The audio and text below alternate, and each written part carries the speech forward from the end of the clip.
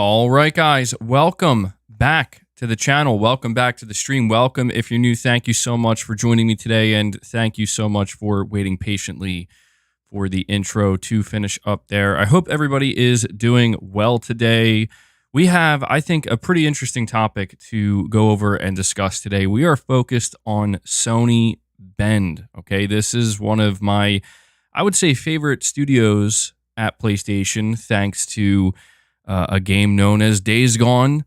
And we are apparently learning something about Sony Bend and their next game for PlayStation 5 that, frankly, has a lot of fans pretty worried. And I think that there's good reason for people to be worried, but I also think that there is also a decent amount of reason to be optimistic as well.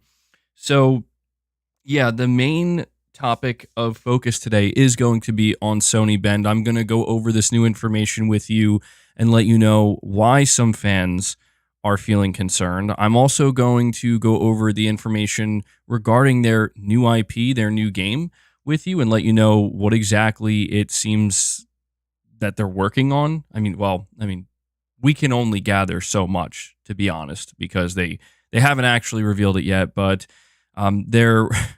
there were some rumors at one point in time that seemed to indicate they were making something that frankly sounded pretty awesome. But yeah, we have to talk about this because this is, I think, one of the more anticipated studios that people want to hear from when it comes to PlayStation. Something that PlayStation has been doing for, I would say, at least 2 years now, is being nearly silent when it comes to their first-party studios, what they're working on, what projects we can expect, what games we can expect. I mean, it just seems like they have kind of been working in the background, behind the curtain, behind the scenes, and they're not willing to show us these games or announce them until they are truly ready to go. And Sony Bend seems like a likely candidate to come out and, you know, reveal their new game and talk about it and potentially surprise people. And so, yeah, before we dive deep into this topic today, guys, I do want to, again, thank you for watching. I also want to give a shout out to anybody who watches the streams later on if you can't catch them live. I appreciate that viewership, and thank you to everybody who does tune in live. Hit that like button for me. If you want to help the streams and just let me know that you enjoy the content, hitting that like button helps the streams way more than you know. 3 ways you can support me directly. Consider becoming a channel member. You gain access to some exclusive perks. If you are already a channel member, consider gifting memberships. It's a big thing we do here on the channel. A lot of people really appreciate that and helps me directly. And last but certainly not least, consider donating a super chat. Ask a question, give an opinion, make a statement, anything in between. It all helps tremendously, and it makes the content on this channel possible. I simply could not do it without your support. So thank you guys for everything you do for me and the community here.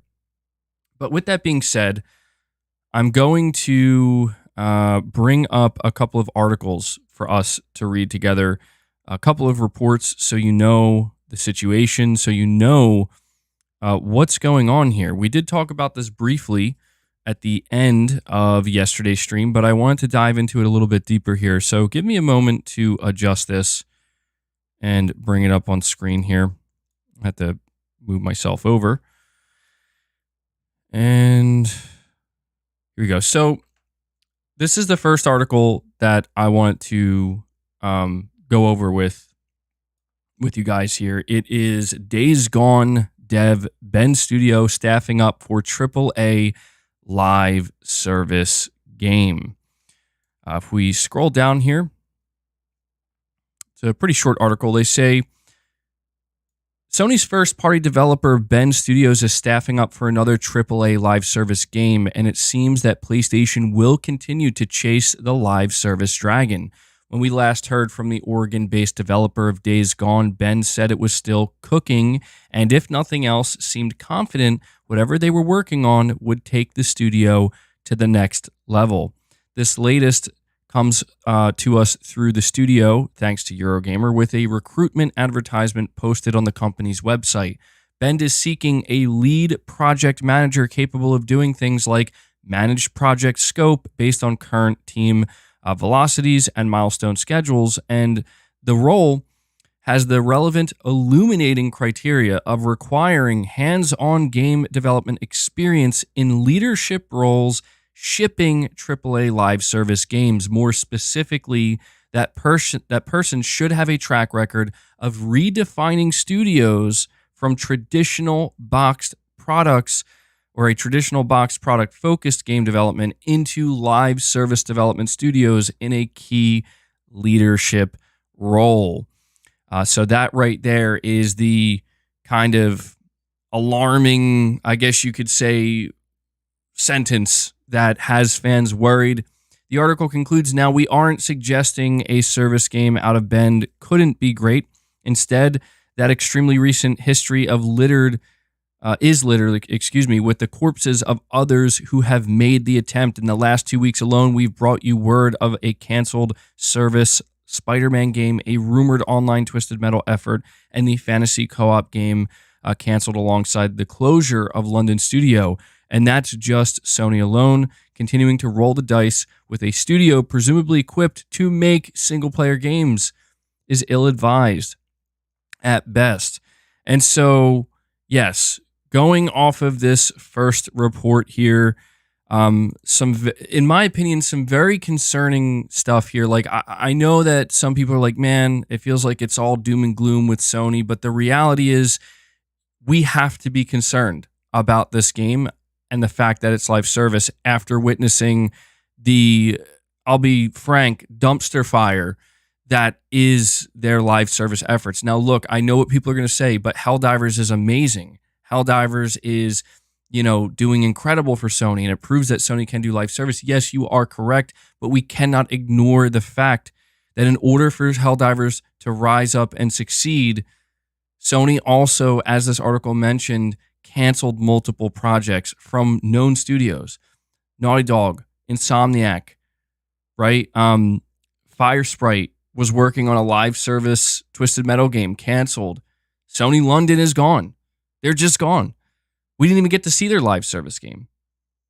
And so when we look at Bend Studio, here's what bothers me the most, or not bothers me, but concerns me the most about Bend Studio. Why I, as a fan of Days Gone, of Bend Studio, why I'm worried, it's because look at Days Gone, right? Look at what that game is. It is a single player, a AAA single player narrative open world game. And I firmly believe, I felt this way at the launch of Days Gone, and I have felt this way ever since, and I'm so glad to see that more people are now aware of just how good Days Gone is. I said from day one, Days Gone is underrated and is getting treated unfairly because this game is actually very good. It's a lot better than what most people are making it sound like. I'm not saying it's a 10 out of 10 masterpiece, but it's not nearly as bad as people were making it sound. And I felt like, frankly, the game just got treated unfairly. I can't help but think that everything that has occurred with Bend Studio and the Days Gone IP is the result of some of that unfair treatment. And now here we are. We flash forward to 2024, where everybody is scratching their head wondering, why are we not getting a Days Gone 2? Why are we not getting a sequel to Days Gone? But instead, we are going to be getting a live service game from Sony Bend. Well, this is, I think, the result of, unfortunately, a combination of people being overly critical to Days Gone at its launch, and I think that having some type of impact on its reviews. Because actually, if you look at the Metacritic, it's sitting at like an 8.4 when it comes to user reviews. And I think the actual Metacritic score is like a 70 or 71. So significantly higher. I think it's a combination of that and that potentially leading to some internal strife at Bend Studio. Because as we know, the leads who worked on Days Gone are no longer there. And so whoever is making this live service game from Sony Bend, it's not entirely a new team, but it's new leadership. It's new leadership running Bend Studio. And when you look at Days Gone, and again, highlighting the fact it's a AAA single-player game, you really have to wonder, is this studio going to be able to now suddenly convert into being a live service studio, making a live service game? Well, I think I speak for a lot of people when I say that sounds like it could go really poorly. That sounds like a difficult transition to make, and it sounds like one that could crash and burn, as we've seen many times in the past. I've seen quite a few people saying they now fear that Sony Bend is going to close down because of this, and that to me is almost unthinkable. Because it's like, no way, right? Like, at the very least, let them make Days Gone 2. Days Gone sold 8, 9, 10 million copies. It sold incredibly well. It was a really successful game for both Bend and Sony. So I guess maybe the hope is if this live service game doesn't work out, maybe Sony will then turn to, Days Gone, the IP, and say, guys, can you please make a sequel to this? And Sony Bend will basically have no choice but to do that. But stepping back here for a moment, what's I think a little bit unfair from not only me but other people and the way we're reacting to this is just the automatic assumption that this game will be bad and it will fail. I admit that is unfair because we don't know what this game is. What we do know is that it was confirmed through this job posting. This is a AAA live service game. A lot of people thought it was a single-player game with some multiplayer thrown in there, and we know that's not the case now. To me, that never quite added up, because that's just not how things are done anymore, right? We don't see just multiplayer tacked on anymore. It's either it's a live service or it's single-player. It can't be both. It's one or the other. And this confirms what I suspected back then, but didn't really want to lean into until we got confirmation. That is, okay, it is a live service game. It's not a single-player game. It could have single-player elements, but it's not being designed as a single-player game. It's just not. It's a live service title. We have Michael Lynch here with a $10 super chat saying, no reason for concern. It was Ben's decision to not do Days Gone 2. Like you said, Helldivers showed there's an audience for live service if the game is good enough. Give Ben a chance to prove it. I hear you, Michael, and that's why I'm saying, I think it's okay to be worried. And that's why I framed this the way I did. That's why I put that in the thumbnail. Fans are worried because I think they have a good reason to be worried. But if you're not worried, and like Michael, you're saying you don't think there's reason for concern, I think that's totally fine as well, because what you're saying is absolutely true. See, this is a situation where two things can be true at once. It can be true that fans that played Days Gone and love Days Gone and love that single-player narrative-driven AAA game, it can be true that they are going to feel concerned that, okay, we're not getting a sequel to that, and we're now also getting a new live service game. It can also be true that you could have played Days Gone, enjoyed it, and then also look at this and say, hey, you know what? I'm not worried because I have no clue what it's going to be like. Could be great. Could be terrible, could be in the middle, I don't know. And that's, again, both. I think it's not even a matter of truth. I think both of those things are valid. That's the word I'm trying to use here. I think both of those thought patterns and perceptions, I guess, of this situation are valid. And I do find myself leaning more in the camp of I am kind of worried simply because of everything that has happened with Sony's live service endeavors. Because yes, you are pointing out Helldivers, which I agree. Helldivers is a bright spot, certainly a highlight. But I think we can all agree that neither Sony nor Arrowhead thought this would be the game that blows up and succeeds. In fact, I think all bets were on The Last of Us multiplayer, Spider-Man's live service. How could you go wrong with a Spider-Man live service game, right? It's Marvel. All bets are on games like Twisted Metal, maybe Sony London, maybe this upcoming Horizon game. No one really saw Helldivers 2 coming in this way and just kicking the door down. And now, could that exact logic apply to this live service game from Sony Bend? Absolutely, yes. The answer is yes. Sony Bend could come out and have an incredibly successful, awesome live service game, and we'll all look back on this and laugh and say, you know what? This is actually better than Days Gone 2. Who would have thought? Because yes, they do want to make this game. That is important to highlight. Arnie Vesper, you're saying here, this sucks. At least we get Stellar Blades demo soon. Yeah, I was going to talk about that later on in the stream. But yes, that's true. That's something we will be playing in just a couple of days, and I'm very much looking forward to it. Thank you for that, Arnie Vesper. And Michael Lynch, just to wrap up your super chat here, you are correct. Sony Bend did decide to make this game. At least it seems that way. I do wonder,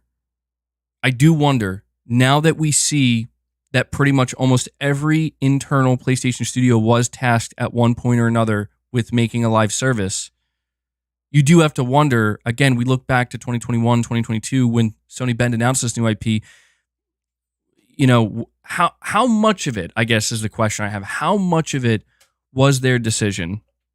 Hold on.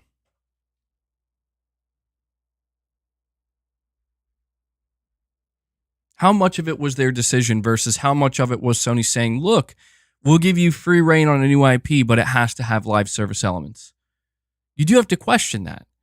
Because the thing that I can't quite understand with Bend Studio in this instance is when we look at Naughty Dog makes it clear we could do this, and we almost did do this, but we realized that we don't want to just be this. Like, we want to keep making single-player narrative games. What concerns me about Bend Studio here is that they are seemingly choosing to do the opposite. And I'm all about studio freedom, giving them autonomy, but it does worry me because think about what the job description is saying. We want somebody who has experience in transforming a studio from a traditional boxed product studio to an ongoing live service studio. They're pretty much saying the exact opposite of what Naughty Dog said. I think what Naughty Dog said is what a lot of people wanted to hear, which is like, oh, thank God. You know, you guys are great at making these single-player story-driven games. Please don't stop. Certainly not in favor of making a live service game. Now, we're coming off of Days Gone, and now we're seeing the opposite from Sony Bend. We're like, actually, we want to do the opposite. We don't want to keep making single-player games. We want to make live service. Now, again, could it be great? Yes. But what this does seem to confirm to me is we are never going to see a Days Gone 2, at least not from Sony Bend. Sony Bend created this awesome IP that, again, I think was underrated. I think it was mistreated. And it's going to just kind of, you know, fade into the background now. And people for years to come are going to be saying, I wish we could have got a Days Gone 2. I wish we could get a Days Gone 2. And we're just not. And again, I don't know that I'll be unhappy with whatever we get next. But I just think this whole situation is weird because before I read Antonio Lopes' super chat, I just want to say that what makes this situation so bizarre to me is that it's right there. You know what I mean? It's right there. You guys made a great game that sequel baited. Days Gone sequel baited harder than any other, maybe not any other, but than most other PlayStation single-player games. And it was right there. Make a sequel for the PS5. Make it bigger. If not bigger, make it better. Refine the mechanics. You know, take in some of the valid criticisms that people had and improve upon them. And for some reason, it's like they're just like, no, we're not going to do that. Whether that be Sony or Sony Bend, they say, no, we're not doing a Days Gone 2. We'll make a Days Gone movie that literally nobody asked for. We'll make a Days Gone movie that nobody asked for. But if you're hoping for a Days Gone sequel, again, a game that has sold millions of copies, and they even took the time to port it to PC, no. And so again, if anything, my worry, not frustration, it's almost turning into frustration, but my worry is that I don't want to see a situation unfold where I wait all these years for Bend Studios' new game to be disappointed by it and just be sitting there thinking, we could have got Days Gone 2 over this. to think we could have gotten Days Gone 2, but this is what we get instead. I don't want that situation to occur, and that is what has me worried. But on the bright side, again, the game could be something very surprising, something delighting, something that's like, holy shit, okay, they're cooking. You know, they're cooking with fire here. And maybe it'll be one of my favorite games. I mean, this is the same studio that did make Days Gone, so I know they're capable. But are they capable of making a game as a service without it totally collapsing? That I don't know. Antonio Lopes, you're saying kind of wild/scary that if you go to the wiki for PlayStation Studios, there's at least 7 studios on the chopping block if their next games flop/underperform. That sounds like too many, Antonio. I have to be honest, that sounds like way too many, but I guess you would be counting Sony Bend, Media Molecule, maybe Fire Sprite, I guess. Maybe you'd count them. That's 3. What other studios would you count under that 7? I think Naughty Dog's safe. Guerrilla's safe. I think Bluepoint's safe. I think Housemarque is safe. I think Sucker Punch is safe.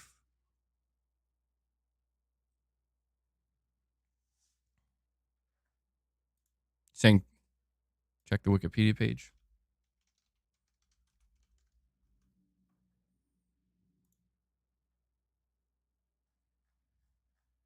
Oh, I'm actually on their website. Hold on.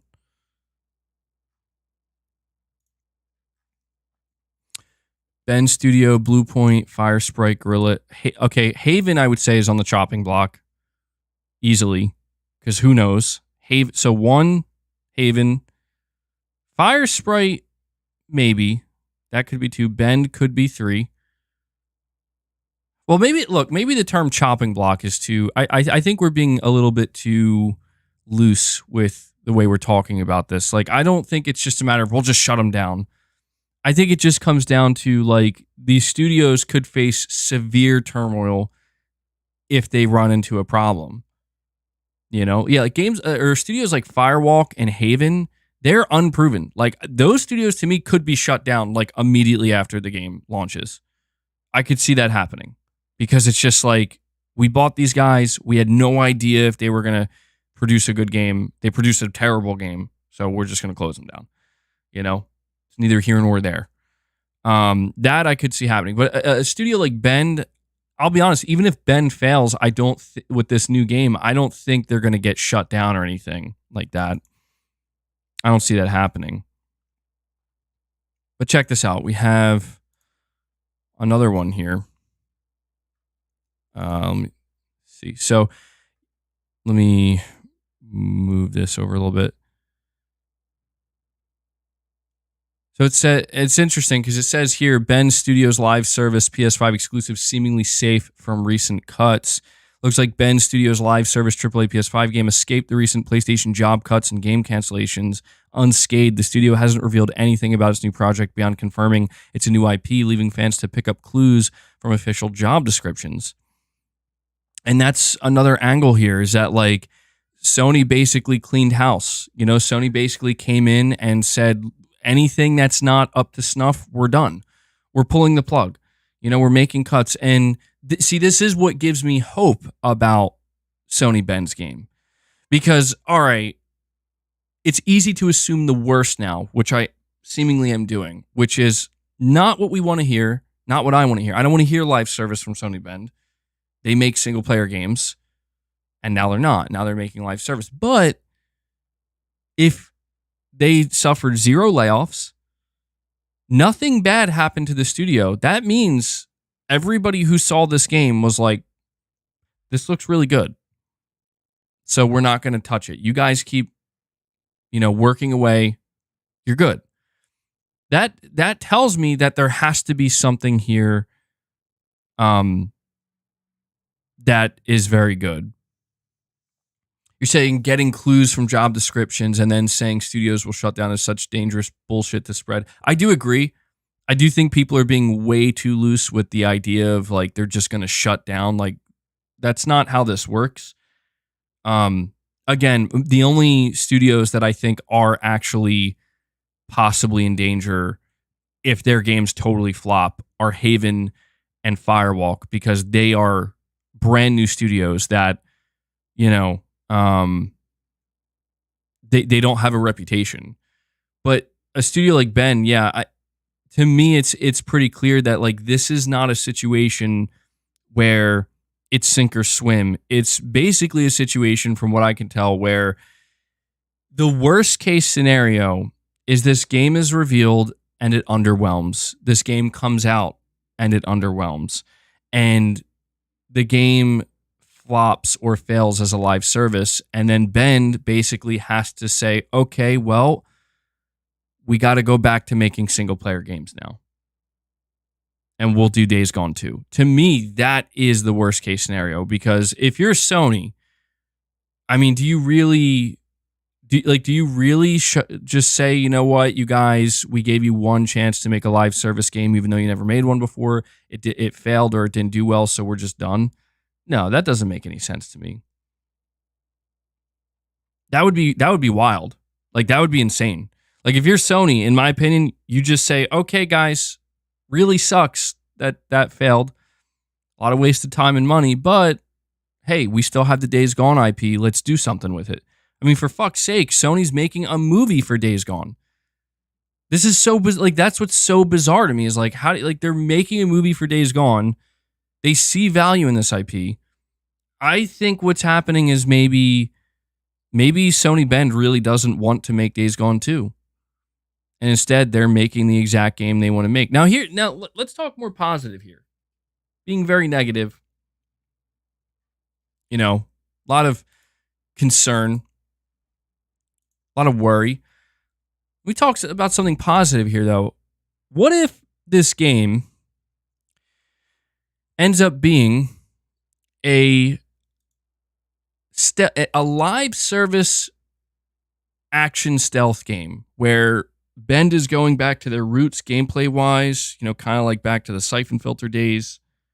And I mean, it's difficult for me to imagine how they would make that work in a live service environment. Again, that's kind of where I'm at odds here with it. But there was a rumor a while ago that that's the type of game they're working on. They're working on some kind of Cold War era action stealth espionage game that meshes Metal Gear with Splinter Cell with Hitman. And it sounds like that got me very excited, because I'm like, that sounds amazing, right? Like, that sounds like an incredible follow-up to Days Gone potentially. But the thing that really confuses me now is like, oh, but wait, that's going to be live service. How does that work? What does that look like exactly? That to me is the part that becomes worrisome. But that's Sony Ben's, that's their problem to figure out. Because if they could make an amazing, like, action stealth game, right? I mean, considering they have a history with this genre, it's like, all right, yeah, let's see what you can do here. I mean, sure, it's not Days Gone 2, but hell, that's one of my favorite genres, and it's a underdeveloped genre, I would say, as well. Like, we don't really get many action stealth games, and so I would be all for that. Or if you're saying the problem is there are too many games as a service out there, and people don't have time for it all. Yeah, I agree with that as well. That's another problem that I think that Sony is definitely going to run into, where even now, like any other live service game that Sony wants to release, it's going to have to compete with their own live service game, that being Helldivers. Like, I think we were supposed to see Concord gameplay already, but we didn't, because I think they decided to delay it even more, because they're like, listen, not now. Like, all eyes are on Helldivers, and if we put this out there now, like, it's not gonna, you know, like, people are just not even gonna pay attention to it. And you know, that's where it's, I don't know that Sony I'm sure they thought of this, but I don't know, man. It's a tough sell for me because I agree that there's an oversaturation of live service games because people, their time is limited, and when you go play a single player game, one of the best things about it is knowing that there's a beginning, middle, and end. And even if you want to do all the extra stuff, and you want 100% the game, there's still an end, and you can just continue to play it if you want at that point. But these live service games, they are designed to always leave you hold on. Jeez, boss. These live service games are designed to always leave you feeling like you need to keep, you need to keep grinding. You can't stop. And I'll admit, like I've played. If there's one thing that I do not enjoy about live service games, is the fact that it does feel like I never actually get anywhere with them. Like anything I unlock, any leveling I do, I know it's just like it. Well, there's no end point. Like it's almost like there's no actual point to it. It's just a endless grind. And I get that like a lot of people maybe don't care about that, but the problem with that, in my opinion, is that yes, it is designed to like, please stay on this hamster wheel. Please don't get off. And we've seen like when people do decide like they're going to get off of that hamster wheel, a game can collapse. But other live service games have gotten so good at keeping people on that hamster wheel that now it's like, hey, why don't you come over to our hamster wheel though? Right? Ours is better. It's like, good luck. Again, this is where Helldivers, it did get lucky, man. It did get lucky in that it came at the exact right moment. It was unique gameplay that no one expected, and it caught fire. I watched it in real time happen in front of me, where there was like no hype for Helldivers 2 before it launched. Oh my God, that cat, he's going nuts. I'll have to let him in a little bit later. But there was no hype for Helldivers 2 before it launched. I specifically remember after seeing the state of play for it, people were like, maybe. You would have never known in a million years that this game was just going to light the internet on fire and completely take over. And again, that's where it's like, they didn't know that. They didn't know that. They did not, like, here's the reality of Helldivers 2. And I think this is where it's going to be fascinating to see these other like live service AAA games that Sony has in development. Helldivers 2 was not chasing anything. I'm not even going to say a trend. I'm not going to use the word trend. Helldivers 2 was not chasing anything. It just was, this is the game. We just hope that some people like it. We hope we can get some sales, and that would be great. And we hope we can continue to support it. That's it. That was all that Helldivers 2 was. Okay? All of these other games, I promise you, they are being designed with a completely different mentality. The mentality is we need to capture the widest audience. We need to have the biggest appeal. We need to have a large player base, and we need to chase this stuff. We need to chase it, right? I guarantee you this is the mentality that's going into these games because, honestly, you can't blame devs that are making, like, especially in the AAA space. You're making a AAA live service game, you have to take this shit seriously. You can't just have that mentality of like, well, we'll hope for the best. No, like there's a lot of money and a lot of resource and many years of development. And I'm not saying that Helldivers didn't have any of that, but it was just such a much smaller scale. You know what I mean? To where most of the other things that Sony is doing live service is much larger in scale. And that highly concerns me because it's like, you know, who is this game supposed to speak to? Is this game supposed to speak to the PlayStation fan that went out and bought Days Gone and supported that and you know, played that and beat it? Or is this game supposed to speak to somebody else that's not that fan? That's what worries me about it, because Helldivers was speaking to exactly who it was supposed to speak to. If you played Helldivers 1, you're probably going to be interested in Helldivers 2. If you don't know about Helldivers, here it is. Right? Again, it's not like there's more concern here, because it's not like Arrowhead's last game was a AAA single-player narrative-driven title. That's not what it was. It was, again, exactly what Helldivers 2 is, just smaller, even smaller scale, almost like indie. This is where my concern comes in. This is why I'm so worried. This is why I don't know that I have the same excitement now for Sony Ben's new game. At least, like, I'm still interested and trying to be optimistic, but I would be lying if I said that this didn't kind of hurt my excitement for it, because I was going in to this new IP from Sony Ben believing that it was mainly a single player game. And I thought that when they, to be honest, like, maybe this was just copium, or hopium, whatever you want to call it. I thought that when they said it's going to have multiplayer elements, I thought they just meant like co-op.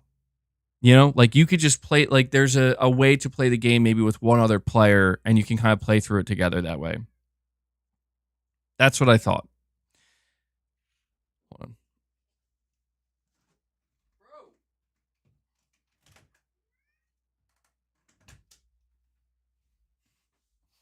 I know you guys couldn't see it, but dude, Boss was literally extending his arm under the door. He's like, please, God, let me in. I can't take it anymore. I couldn't, he was meowing and scratching and clawing. I had to let him in. Hello, Boss. It's not snack time yet. You guys know the drill. All right. If you want snacks to get Boss, if you want Boss to get snacks, then you're gonna have to get us to the goal. All right. Unless he annoys me enough, which is a really high possibility. But yeah, man, you know, like, now that we're hearing that they're basically trying to completely transform into a full-blown live service studio, it worries me quite a bit, because I just hope that when I see this game and that when they show it for the first time and when they show gameplay, I hope I don't basically look at it and go, oh my God, what are you guys doing? I just really hope that that's not the scenario, and maybe it won't be, but I don't feel as though, and this is the most important thing, just for me personally, I'm not telling anybody else here how they should feel. You decide how you feel, obviously. My big thing is I'm just no longer as excited for this game, knowing what this studio can create, knowing that they are the studio that made Days Gone, and I thought Days Gone was phenomenal, and this game is likely going to be, in a lot of ways, the opposite of Days Gone. It's not going to be single player. It's not going to be Days Gone 2. It's not going to be single player. It will be AAA. It's less likely to be narrative focused, you know? It's worrisome. But let me see here. We have oh, okay. Yeah, that was it. So let me get this off the screen here and move myself back. But what do you guys think? You know, like, has this killed your excitement? Has this not impacted your excitement? I mean, look, I've seen a lot of people say that, hey, man, I don't care because I don't know what the game is, and I'll just wait till they show me the game. I'll just wait till they show me the game, and then I'll decide then. But I mean, I guess that's fair. Yeah, like, that's fair. But I don't know, man. Like, there's an expectation like that. To me, that mentality, I can only get behind that mentality for a studio like Firewalk or a studio like Haven, because it's like they have not made anything. There is zero expectation, just literally zero expectation. So if they fuck up, Whatever. I don't know what else they could have made. And if it's great, cool. What a nice surprise. With Bend, I just can't have that same mentality because it's like, again, there is an expectation there. And I just know that whatever they show next, I'm going to be stacking it up against Days Gone. Or what could have been Days Gone 2. So let me see. It does hurt a little, I can't lie. Nick, you're saying your excitement is 0. Mr. B, you're saying if it's not single player focused, then you're not going to be excited for it. Space Gambler Jr. says Jim made a huge mess and left. I feel like that a lot of people have been saying that. The game having microtransactions will turn a lot of people off. Cuddy Can't Hang, you're saying it's more disappointing with how far away it seems than anything else. Days Gone was 5 years ago. Yeah, that's true as well.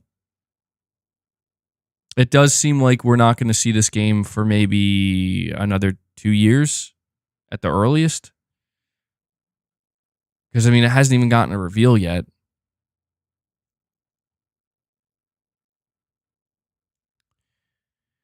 What if the game just ends up being like a live service Days Gone type game? See, that's where I maybe would be like, okay. Like, get motorcycles, it's open world, you can customize your motorcycles, there's zombies and shit. I'd be like, oh, okay, all right. I mean, I'll take it. It's the next best thing. But I don't know. You would really have to question, like, why not just do Days Gone 2 then? Right?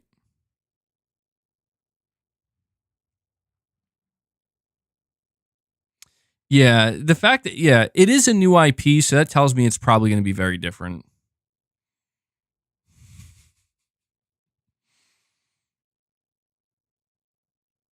But it's like State of Decay. That'd be pretty cool. Alan L. Ghoul, member for 9 months, says, MBG, I believe Bend Studio making a single-player co-op game, but they will have an extra mode, like a live service that will be added to this new game. Alan, I hear you, man, but I'll be honest, it just doesn't work like that. It just doesn't, I mean, look, all right, look. It can work like that, but it's super rare. Like, the only game that I can think of that actively does super high production AAA single player that is totally separate from their live service is Rockstar with GTA. Other than that, I don't really know of many examples. Do you guys know of any examples maybe I'm not thinking of? And I think GTA is a very specific case. I think it's an anomaly where Rockstar is one of the only devs that can actually say, we're going to do both. I don't think Bend is in that same position where we're going to say, we're going to do both. You're thinking Call of Duty? Well, yeah, okay. I mean, yeah. I guess technically that does count. But I mean, it feels... Something about that feels a little bit shaky, you know what I mean? Yeah, I guess you could make that argument. You could make that argument, like, Call of Duty does that. But again, in order for Call of Duty to do that, look at how much is required. Look at how many studios. Boss, dude, please. Look at how many studios they need. Look at how many people they need at one time working on that cycle to make that happen. But you know what? Maybe Sony Bend could pull it off, dude. Like, that's where maybe I am underestimating them completely. Alan, I think what you're saying would be the best. If they're like, we did make a single player, like standalone. You play from start to finish. And we have this robust multiplayer element that we're releasing alongside of it that's going to live on beyond it. Dude, if they could do that, that'd be fucking phenomenal. In fact, that would be ideal. But it's just so difficult to pull that off. I mean, even look at Sucker Punch, right? Like, Sucker Punch could have done that. Like they almost did that. Like here's Ghost of Tsushima and boom, here's Ghost of Tsushima Legends. But the problem is they didn't have the manpower or resources to continue supporting Ghost of Tsushima Legends. It's really funny to think about because if you play Ghost of Tsushima Legends, it feels like a live service game with an end point. It's like there's an end point to Ghost of Tsushima Legends where you can't go any further because there's no new content. And it's quite nice because it's different, but you have to think, well, why didn't they just make more content and keep it going? Because they had to move on to make Ghost of Tsushima 2, which they're making right now. And this is the conundrum, man, where it's like, you know, the only way realistically a studio, a AAA studio can make quality single player experiences and manage a live service experience simultaneously, they have to be massive. Like they have to scale up so large. Boss, come on. You're starting to make me mad now, dude. I'm trying to keep my patience, but you are testing me every day. This damn cat. I love him, but Jesus, man, him and his snacks, he's totally obsessed. He's totally obsessed.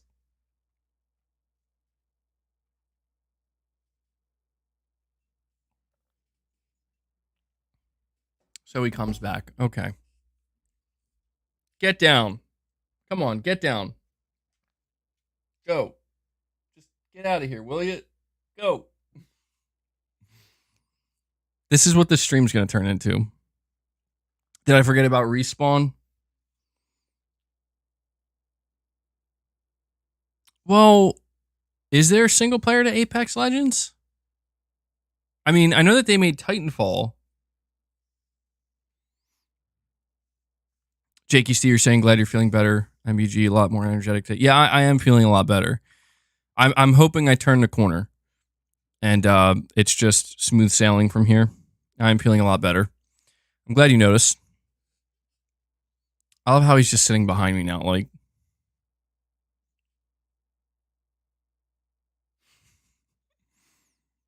Huh?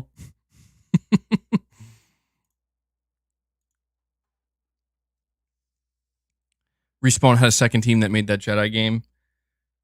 Yeah, that's true. Well, but that's the thing, though, is like, that's it right there. Like, Respawn had to grow to be, like, to a massive size. Let me see.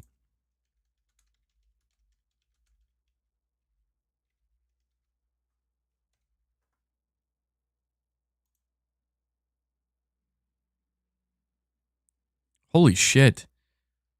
See, this is dude. Okay, how many developers do you think work for Respawn Entertainment? That's actually more than I thought. How many devs do you think work at Respawn? Don't look it up. I know somebody's looking it up. Just give a guess. Big Shack. I'm not even acknowledging that, bro. That's way too much. 300, 350, 500.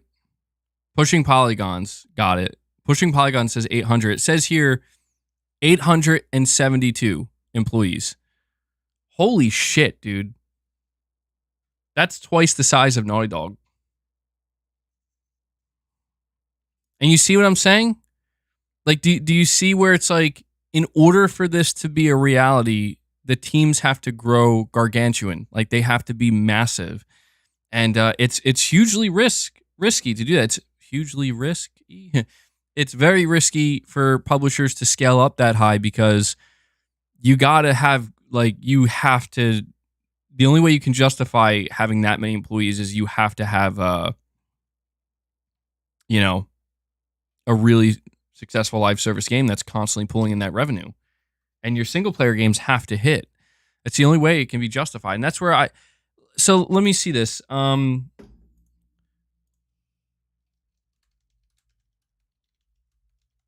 see how many employees work at Sony Bend. 150. Oh my God. Yeah, that's not happening, dude. No chance. There's about 150 devs at Sony Bend. Zero chance. Oops, I just quit out of my stream. Hold on.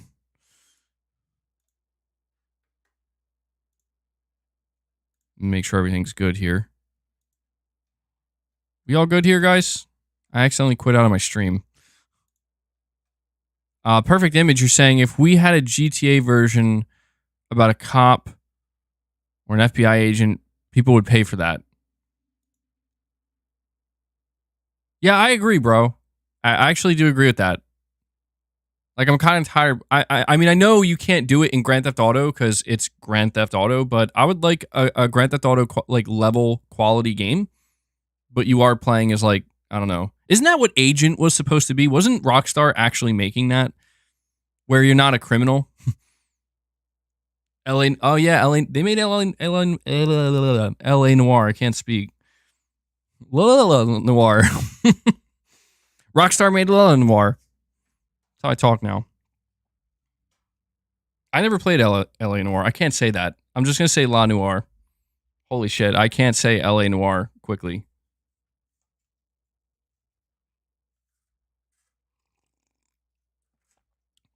Yeah, Max Payne 3. True. Yeah, he's like a detective. I guess Rockstar kind of has been making those games, but I get what you're saying. You want like a full-blown open world.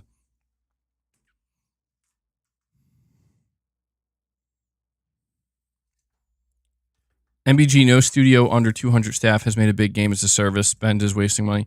That's well, I will say Helldivers. It's interesting because, like, again, I think people are gonna keep. I'm thinking Helldivers, but here's the problem with Helldivers, dude. Is like they are going to struggle right now to make enough content in a timely manner. They were not ready for this. Like, they were not ready for the prime time. It's no offense to them. It's just understandably so. Like, why would you have a team of 300, 400 devs if you have no idea how well your game's going to sell?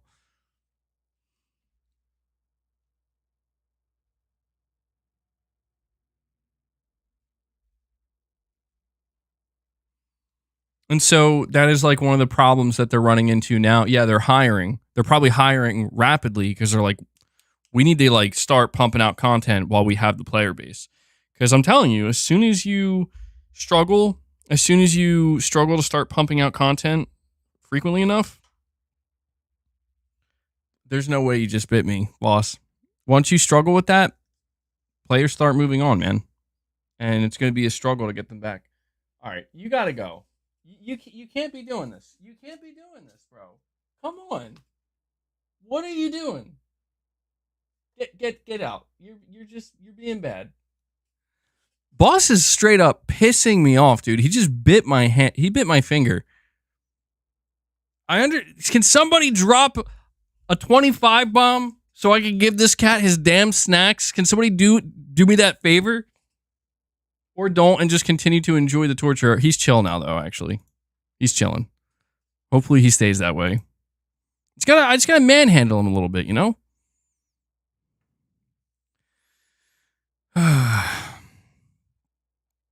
His tail's wagging. Yeah, he's pissed.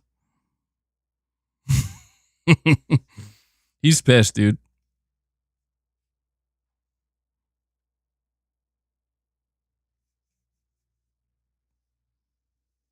I agree with that, Big Shaq. You're saying Power World had 8 to 10 devs and they made a game that sold 25 million copies.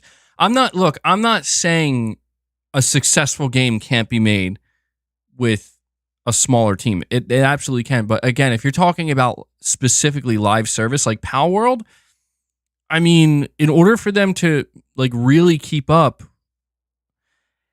it's just a numbers game. You know what I mean? Like if you launch a game, because that's the thing, before you launch the game, you have time. You don't have to have a team of 600, 700, 800 devs to launch a game necessarily. Your team can be smaller and you can focus on making that game. And when that game releases, it can sell incredibly well. It can do incredibly well. But if it's a live service game where the expectation is new content every couple of weeks, well, just know that you are competing with other games that have 500 plus devs at all times working on new content for their games. That's your competition. So if their games can get content every week, every 2 weeks, every month, but your team is smaller and you're like, well, it's going to take us a little bit longer, that's fine. But that's your competition. You see what I'm saying? So it's a tough thing where here's the reality. All right, here's the reality. Very few games can sit in the upper echelon of live service. Very, very few games will ever be able to just sit there and not move.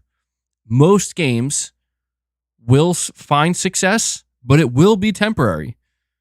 People will move on. They're not going to stand the test of time. That's just the reality.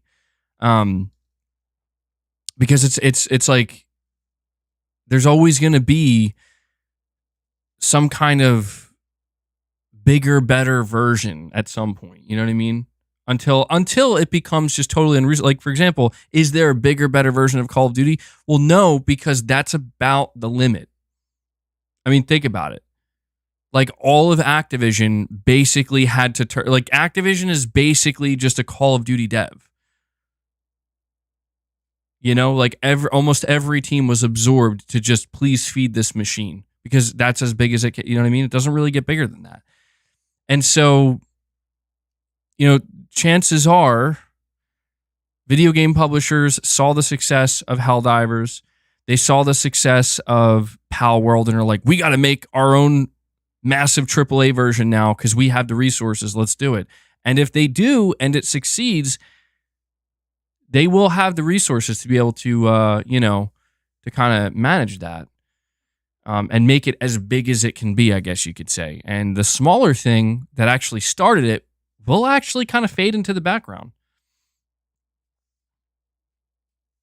WB. Yeah, WB's on it right now, bro. Helldivers, but with DC characters. I don't know. Yeah, I'm not, again, I am not trying to be negative about PlayStation or Sony. It's just,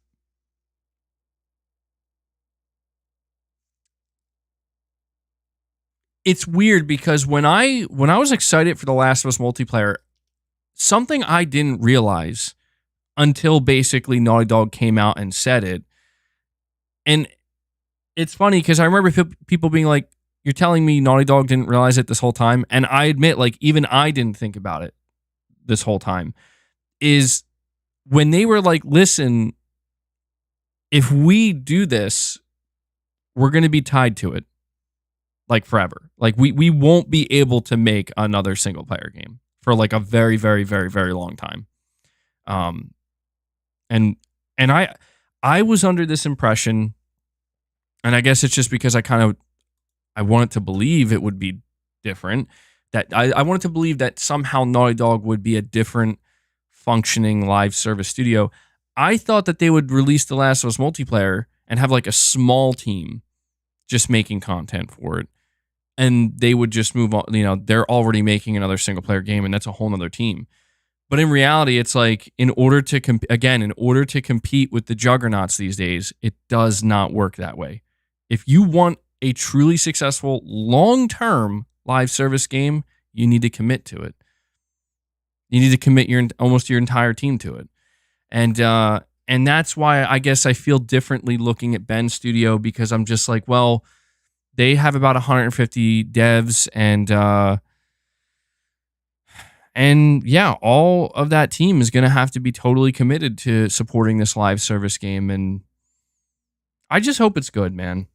That's all. Like that's honestly, that's all I can ask for. I don't want to see more disappointment or bad news from PlayStation, because I just feel like this generation started so fucking strong. And to be fair, like, it's still good. Like, I'm still enjoying games. Like, I'm loving Rise of the Ronin. You know, we've been eating good. But just when it comes to PlayStation and their own studios and shit, they started so strong. And basically the past like 6 months, except for like Spider-Man 2, you know, putting Spider-Man 2 aside, it just feels like things just suddenly started to fucking spiral out of control. And it's like, what the fuck is going on? You know? So we'll see, man. We'll see. I really hope that somebody can give us some inside information. Like I would really love for some insider to be able to get just a tad bit of information about this Sony Ben game. Tell us what kind of game it is. Tell us something. I know that's selfish of me. Like, we should just wait for Sony Ben to announce it and show it. And I agree, but like, dude, to me, this is a fire that they need to put out. It's not like a massive fire. It's a small one. But I've been looking around and I've been seeing, like, there's a reason why I put in my thumbnail what I did, where I said fans are worried, because they are, dude. Like, all I've been seeing are people basically like, what the hell? You know, like, now I'm really worried that this game is going to be of no interest to me at all. And this is where I feel like this job listing, unfortunately, just did a lot of damage to this game that we have seen nothing of. And I think it's a little fire that it would be nice if Sony Ben themselves could just put it out. Just give us something. Just give us something. Acknowledge it, you know? If not, if an insider could get some information to help kind of put that fire out a little bit, because until we find out exactly what this game is and what it's going to entail, until we find that out, I'm going to feel a bit nervous about, just I'm more trepidatious now about it. What about the PSVR 2 fire? Yeah, I didn't talk about that. There was a report that apparently Sony has kind of ceased production of PSVR 2 because they like can't sell them. And I'm just, if I'm being just totally honest and brutal about it, like, yeah, I think PSVR 2 is done. Like, I think it's becoming more and more obvious, by as each month goes by, like, that Sony's not. I think that it's a $550 headset that requires a $500 console during a time like with almost no first party games, like hardly any support. You know, it's just I think it's becoming pretty clear where PSVR 2 is headed. And I say that as somebody who bought it, and that fucking sucks, dude. Like, but it's just the reality. And I've seen people saying like they need to drop the price on it, and it's like there's a reason why they haven't. Because they are not confident. Like they do not they believe, like Sony believes, even if they cut the price, it's not going to sell. So even if it does sell at that point, it's selling at a loss during a time where they're already like kind of bleeding money. I'll be just totally real with you, man. It seems to me like PSVR 2 is the next Vita, except it's going to die a much quicker death. That's my feeling on it. I know I'm being like really negative, but right now there's literally nothing. I mean, I want to say literally, like, there's the Metro game. There is the Metro game. And I'm sure Sony at least has one or two games in development for it, but I just don't know what they're going to do, man. I just don't know how you save PSVR 2 at this point, because it's like, here's my view of it. I'm like not worried about PSVR 2. Like, to just get down to it, like I'm worried about Sony as a whole. Like, I'm worried about PlayStation as a whole. I'm not really worried about PSVR 2. I'm at a point where it's like the shit has hit the fucking fan, dude, inside of PlayStation. And they're cleaning it up. They are cleaning it up. And in the meantime, luckily they have games here to keep the fan base distracted and satisfied. Like, again, Stellar Blade, Rise of the Ronin, Final Fantasy. Great. That's, I'm glad. They prepared well with their second and third party deals. But internally, it's like the shit is hitting the fan. And this is where it's just like, all I want from Sony going forward is just please focus up on your console, on the fan base that supports that console, on your studios, and on the games that you know people want for that console. That's it. That's to be honest, like that's all I'm worried about, and that's all I care about. Anything else is just extra. Ghetto guy, you're saying I'm fickle. I mean, I guess I guess maybe, but I'm not saying Sony's doomed. Like I'm not. See, that's the problem. Is there's a difference between saying the shit is hitting the fan, and I'm worried, versus they're done. Like I think Bungie's done. Yeah, I talked about that yesterday. Like I think they're truly collapsing, and they have to basically rebuild with their like leadership wise. I don't think we're there with Sony. I'm just saying that like a lot of different fires to put out, and I'm just at a point where it's like, again, man, we hear about the PSV or the PlayStation 5 Pro. We get the PS5 Pro leak. The most powerful fucking console, hands down, ever made. Specs actually look pretty fucking decent. And there's like everybody hates it.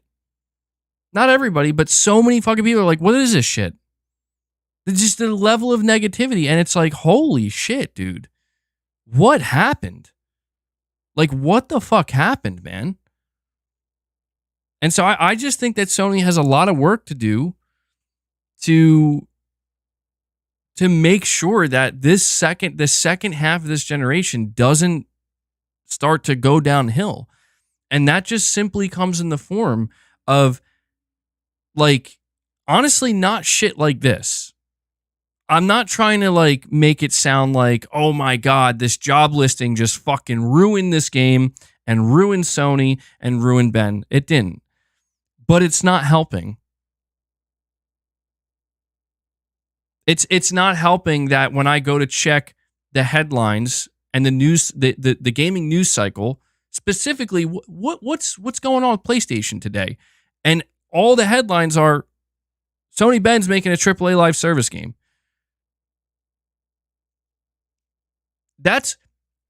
Mind you, those headlines are coming after the shit show that we just witnessed with multiple cancellations and a studio shutter over live service. I don't blame literally anybody for being fucking annoyed or concerned, because Sony is not doing anything to stop this, to calm it down, or to get ahead of it. They're just, and to be fair, maybe they're being smart in that sense, where it's like 2 days from now, who's going to be talking about this? Nobody. But I guess it's just for somebody like me, and I know that many of you that are here right now, I pay attention to this shit. And so it's, I don't agree with that. Shinji, I think you're taking it to Shinji saying no actual good games this generation so far, bro. That's a step too far. No way. No way.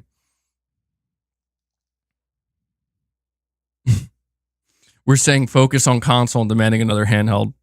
To be fair, I'm not demanding another handheld. I'm just saying I think that's likely to happen. I would be okay if we don't get another handheld. Like, I would live. It's not a big deal. But I do think that's like, all right, look, like Sony, look, if you're willing to invest what you just did into PSVR 2, you gotta at least give handheld another shot. You know what I'm saying? Like, if you're willing to invest in PSVR 2 like this, and it's flopping this bad, you gotta at least give handheld another shot.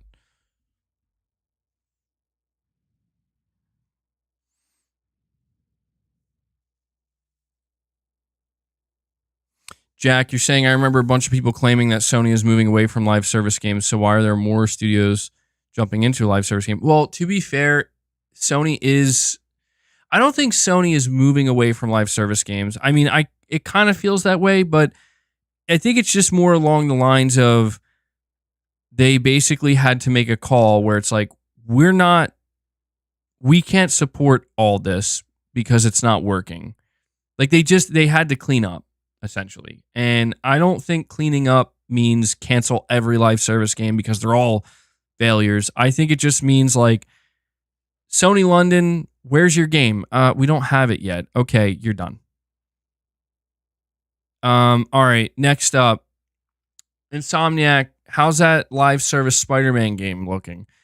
Here's a mock-up trailer. It literally just looks like Spider-Man DLC. Yeah, we're not doing that. That's a mistake. Can that. Or we'll transform that into like something else later on. All right, Naughty Dog, you're next. How's The Last of Us live service going? Naughty Dog's having an existential crisis. We're not doing this. What do you mean you're not doing this? We're not. We're just not doing it. What do you mean? You just spent 4 years making this game. This game looks great. What do you mean you're not doing it? We refuse. We're not going to be able to maintain this game. We want to make single-player games. Fucking Hiroki Totoki sitting there like, all right, fuck it. Or Herman Hulse, fuck it. Fine, guys, cancel it. Sure. We don't want to make Naughty Dog upset. Cancel it. That's fine. Next up, Ben Studio. Ben Studio, how's your live service game looking? Actually, that shit looks fire. Keep working on it. Gorilla, you're next. How's that Horizon multiplayer game looking? It's taking forever, but I think we might have something here. You guys keep it going. Sucker Punch, you're next. Ghost of Tsushima 2, looking good. Santa Monica, new IP, single player, making progress. All right, good stuff. You get what I'm saying here? Like, I think this is just how this is how it goes, man. You know? Fire Sprite. What the fuck is going on over at Fire Sprite, man? Where's that Twisted Metal game that we basically, we should have a prototype of by now? Is your studio's just on fire? All right, shut it down. That's basically what was, I think, the situation with the live service, where it's just trimming the fat, so to speak, getting rid of the stuff that is just not working. The stuff that isn't going to work, the stuff that's not working at all in terms of just development-wise, like it's not coming together. And anything that has potential, keep it going. And so that's why I'm saying, like, what Bend is working on must have some kind of potential, in the same way that the Guerrilla Horizon multiplayer game was not canceled. Even though it's been in development forever now, it wasn't canceled because there must be some kind of potential there. Games like Twisted Metal and Sony London's live service, and again, I feel like Naughty Dog's probably the only outlier here, but even Spider-Man, like Spider-Man didn't really look like it had much potential beyond just like, dude, people are going to get bored of this in like a matter of 2 weeks. And it's just true. Like, if you go watch that Spider-Man multiplayer trailer, I'm telling you, like, people would have been done with that shit in 2 weeks, because it's just, it's not different enough. It just looked like co-op. It literally looked like a free co-op update. And that's insane. Like, that's not how you want to present your live service game for Spider-Man, in my opinion. But maybe it could have been great, but we'll never know. Michael Lynch with a $20 super chat. Appreciate that, buddy. You're saying, remember Splinter Cell multiplayer? What if it's like that, with a team of 3 or 4 against another team working together with tech and tools to take each other out? And live events like helicopters and buildings crashing down. Now absolutely. That sounds amazing, Michael. And I just don't want to hurt myself. That's all. Because, Michael, I love that. Like, if that's what Ben's working on, I'm like, holy shit, yeah, we could definitely use something like that, right? But I don't want to hurt myself by hyping up something like that and being like, yeah, that's what they're working on. And then it's like, they come out and it's some kind of fucking like Fortnite ass looking bullshit, I'd fucking lose it. I'd lose it. But Michael, I don't know. Maybe it's just the mood I'm in today. Yeah, I wake up feeling different days, just like everybody else. All I feel today is that, like, I just feel like I went from being super overhyped about this new IP to now I'm just like, well, I'm not totally dooming it, but I am worried, man. I am. Keep in mind, studios don't cancel development of games on a whim. They need to provide milestones for Sony to keep funding it. A couple of missed milestones on a project is when problems appear. Yeah, true. Yeah, you're right. It's definitely much more sophisticated than the way I presented it. But listen, if Sony Ben's game is anything like what Michael's saying here, kind of like Splinter Cell co-op, teams fighting against each other, having live events. If Sony, basically what you're describing, if Sony Bend is trying to make a live service stealth action multiplayer game, I am all fucking for that shit, dude. Because that does sound awesome. Like, we don't really have anything like that. And I would support that. But, you know, it just feels torturous right now because it's like, what if it's the total opposite of that? You know, it could be. Yeah, exactly. Like Metal Gear Online. See, now that's where I'm like, okay, all right, this could be the greatest thing Sony ever develops. But I don't know. We need. This is why I'm desperate for some insider to somebody tell us something, man. Somebody has to know. Somebody has to have some idea of what this game is. There's probably a Sony Ben dev watching the stream right now, being like, "Get a load of this guy." I bet you there's at least one Sony Ben Studio dev watching this stream. At least one. Not many people are out here streaming talking about Days Gone or Sony Ben. In fact, I'm probably the only one right now.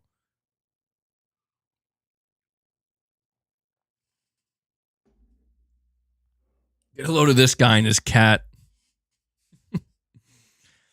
But thank you for the super chat, Michael. I appreciate that. We also have Perfect Image saying V2 didn't work because no compatibility.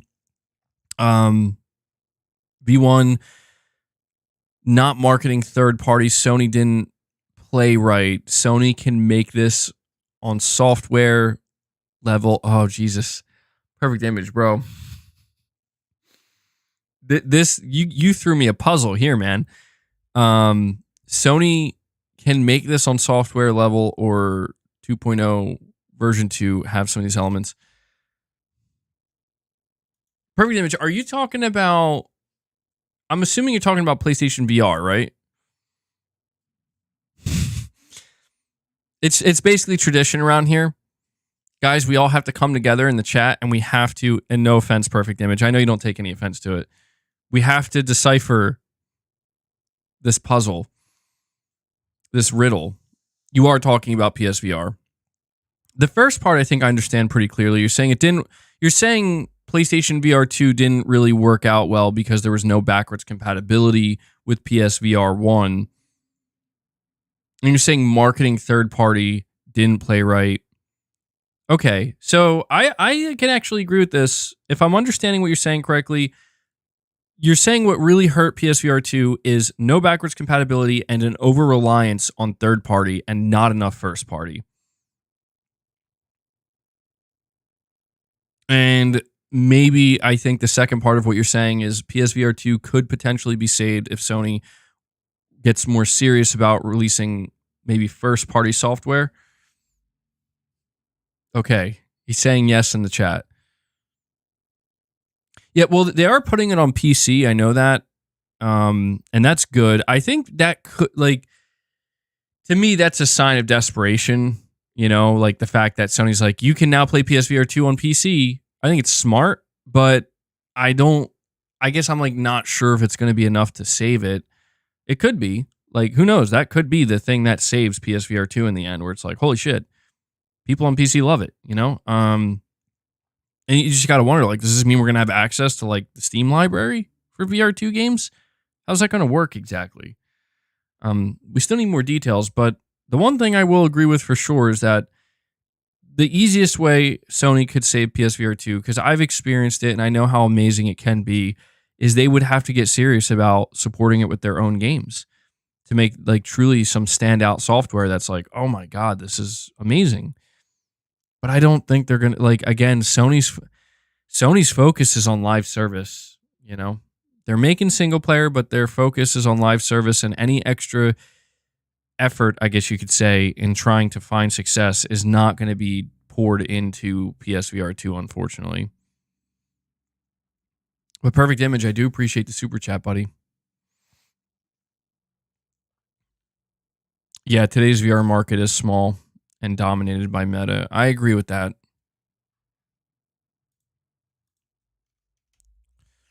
Let's see here.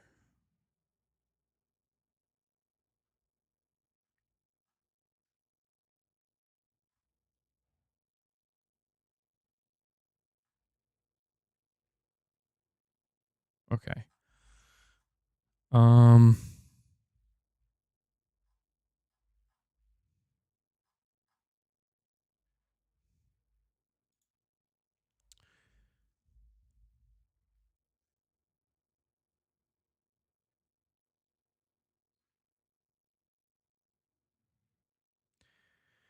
Well,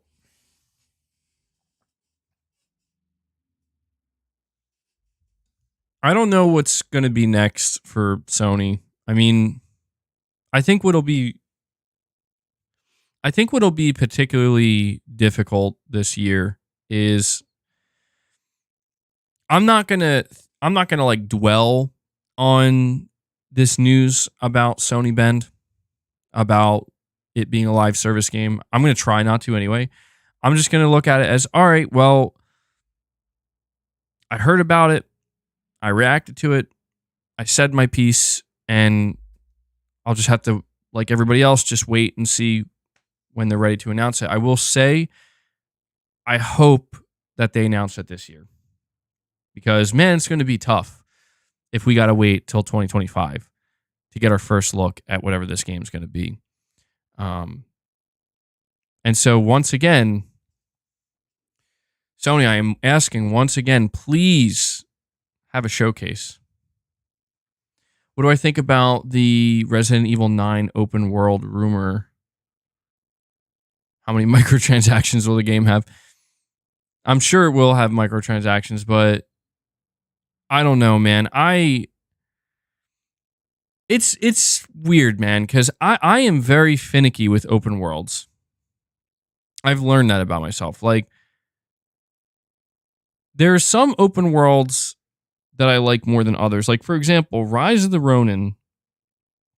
I might do a dedicated stream talking about Rise of the Ronin. I am enjoying Rise of the Ronin's open world way fucking more than I thought I would.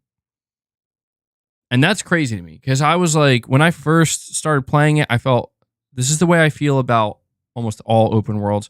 I get overwhelmed. Like, I'm immediately overwhelmed. I'm like, this is too much. There's too much freedom. I don't know where to go. I don't know what to do.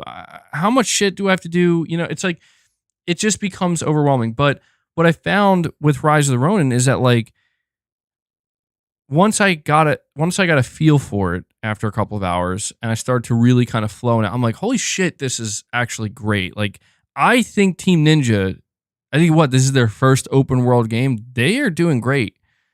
I think so. Like, I am actually, I mean, it's not like nothing. They're not doing anything mind blowing. It's just, it's solid, man. It's like I'm moving from one point to the next, one task to the next, and I guess it's hitting the dopamine. I'm like, this is great. It's not annoying. It's not frustrating. It's not difficult. It's not confusing as fuck. It's just pretty straightforward, and I'm just enjoying it because of that. And I guess where I start to worry sometimes about open worlds is, I guess that's just kind of what I prefer. Like, I prefer a very simplified open world that I know people like kind of make fun of Ubisoft and shit, but I kind of like that, you know? Like, I do kind of just like they're not necessarily trying to hide shit from you. It's just here are things you can do and go do them if you want, right? I like that. And obviously, I would hope that the things I'm doing are engaging and fun, and not fucking tedious and annoying and a drag. I worry sometimes about development teams that have not made open world games. I worry that like they're gonna try to get weird with it, or if not weird with it, basically like I'm trying an open world Resident Evil game. It's like it's weird because in my mind that should be like Raccoon City. You know what I mean? Like an open world Resident Evil game, like I would love to see a fully explorable Raccoon City. But something tells me like that's not what it's like. Something tells me somehow, some way, we're gonna get like a Resident Evil 9 that's open world, and I'm gonna be walking in a fucking field.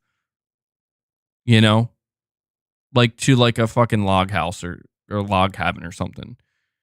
And that's just, and you know what I mean? And it's like that, like to me, that's, I don't know, I have felt kind of strange about, I'm nervous about the direction of the next Resident Evil because I kind of want Resident Evil to get a little bit back to the roots, where 8, like Village kind of lost me, dude.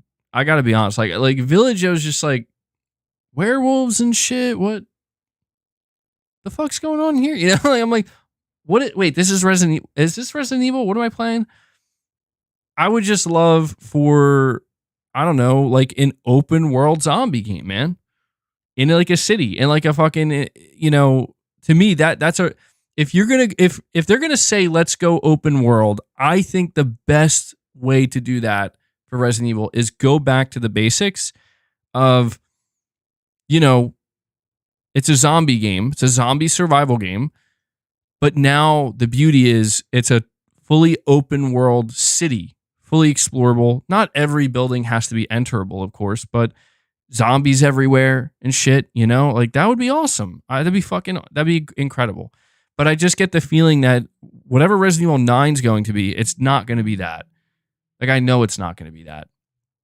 And I just, when I played, it felt like there were some sections of Resident Evil Village that were a little bit more open. And like I'm assuming it'll just be that, but like more fleshed out. And I don't know that necessarily sounds bad, but I just don't know that that's going to be for me. But yeah, and that's kind of the problem with Resident Evil, right? Is like, if you follow the timeline of Resident Evil, something. Let me just say this: I know we're on the topic of Resident Evil, dude. You guys ever realize how stupid Resident Evil is? I mean, like this, like the actual like plot lines and the shit that's going on. Like I was watching this video, it wasn't that long ago, but I remember watching this like video on like the entire story of Resident Evil, and I was like, oh my God. Like I just kind of completely overlooked how fucking stupid this is. And I do kind of feel like, man, the story, yeah, that's basically, I guess what I described is basically Dying Light. But again, like Dying Light is it's its own flavor, It's good. I like Dying Light. But it's parkour, open world, melee based, and that's great. I would like to see like, I don't know, I'm just imagining like Resident Evil 2 remake gameplay in an open world. Like in a city. Like imagine if you could explore the entire city. Like you could leave the police station and explore all of Raccoon City. That'd be fucking amazing. But maybe that's but yeah, dude, getting back to the story of Resident Evil, I don't know where the hell they're gonna go, dude. Like I don't know where, because the story is pretty ridiculous, and I feel after Resident Evil 9, because if I'm not mistaken, I think Resident Evil 9 is going to wrap up it's going to wrap up like the Ethan Winters saga or whatever. reboot it, please. Like, please, just completely, like, just start completely over and get back to the basics and build from there, and try not to go too off the rails this time. That's. Am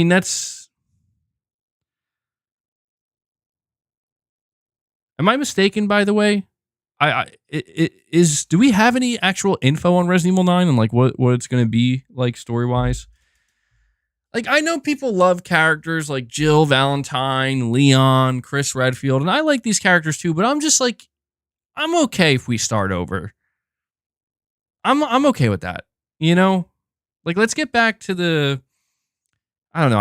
I guess there's just this kind of part of me that wants to get back to the simplicity of there's an outbreak in a city and you got to survive, you know? And I don't mind there being like another layer of like, there's a conspiracy with a pharmaceutical company, but I feel like all of that shit was awesome, and then they just really didn't know where to go from there, and they're like, all right, let's keep this thing going. But I guess that's how it goes for a lot of different long-running storylines, you know? They just start to get very convoluted and kind of ridiculous and nonsensical. They should make a open world, more horror focused, survival horror focused Resident Evil with co-op. Basically, I'm describing what should be Resident Evil Outbreak 3.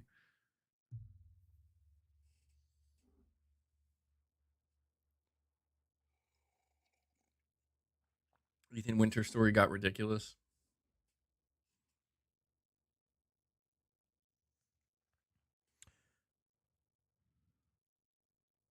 So, Dying Light. Exactly. No. See, you're not understanding. Sure, the concept of Dying Light, maybe, but with Resident Evil's gameplay, the remake specifically, whether it be Resident Evil 2 remake or 4, that type of gameplay.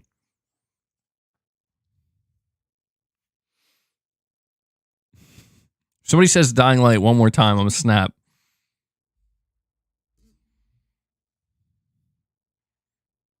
I never played Resident Evil 6, but I've watched like numerous videos on it, and oh my god, dude. Oh my god. You know what I think is just fucking, it's just the saddest thing to witness, because you see it happen so often in games. It's like, dude, developers get so afraid, man. Like, they always feel like they have to just one up everything. And I feel like maybe sometimes this is because of gamer expectations, but man, I really wish that more development teams would just be, I don't know, like, not so afraid to just keep things more straightforward, you know, just more, not grounded, but just, I don't know. Like, you know, people talk about like the AAA games industry crashing and whatnot, and I think that this is a big reason why that may actually be happening. It's because it's like developers are just like, they always feel like they're under this constant pressure. It's like, it's got to be bigger, it's got to be better in every way, like it's got to be bolder, and it's like, no, it doesn't. It just has to be good. That's all. And I know it's like, oh, obviously it's just got to be good. But I mean, it doesn't have to be all those like, it doesn't have to, I don't know. You see like games that add padding, right? And I think padding is okay as long as you're like doing it properly. Where it's like, if you actively want to pad out your game, like, we want to pad it out, we want to do that, and you don't hide that, I think you can actually, that's totally fine. Chances are, you know, you're going to do just fine adding a couple, you know, some missions and whatever. What makes me feel a certain way about games is when it's clear that like they're trying desperately to convince you it's not padding. You know, like they're trying too hard, basically. Like, isn't this great side content? It's like, you're trying way too hard, and it's actually making it worse. You know what I mean? I just want more devs to just, more devs should just say, we're not going to fucking have padding, right? Fuck it. Is the game going to be shorter? Yeah. Is it still going to be $70? Yeah. Okay. Good shit.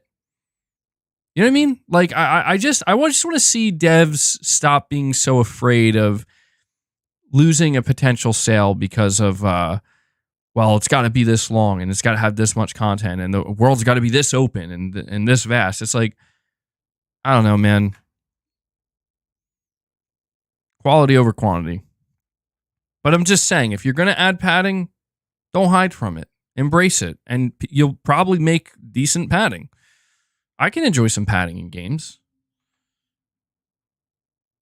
I just don't like when it becomes, I just don't like when I get the vibe that like they didn't really know what they wanted to do here. And that's what I kind of like about Rise of the Ronin. Rise of the Ronin is not fucking, it's not bullshitting you, dude.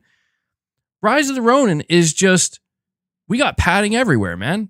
We got the check boxes. You're going to do A, B, C, 1, 2, 3. And that's how we're doing it. I'm like, that's great. I'm so glad you guys just did that rather than be like, we got to do something crazy that no one ever thought of before. You know? Like, please don't overthink it. Because you're probably, like, I admire that.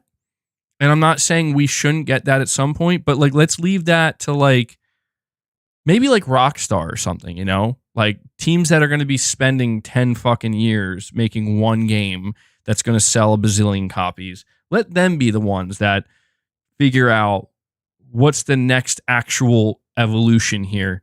And then all other developers will be like, oh, there it is. And we'll do that too. Because I feel like these devs that, like, just frankly are not qualified to do that, when they try to do it, it's like, this, I don't know, man. I'm standing for mediocrity and unambitious game design.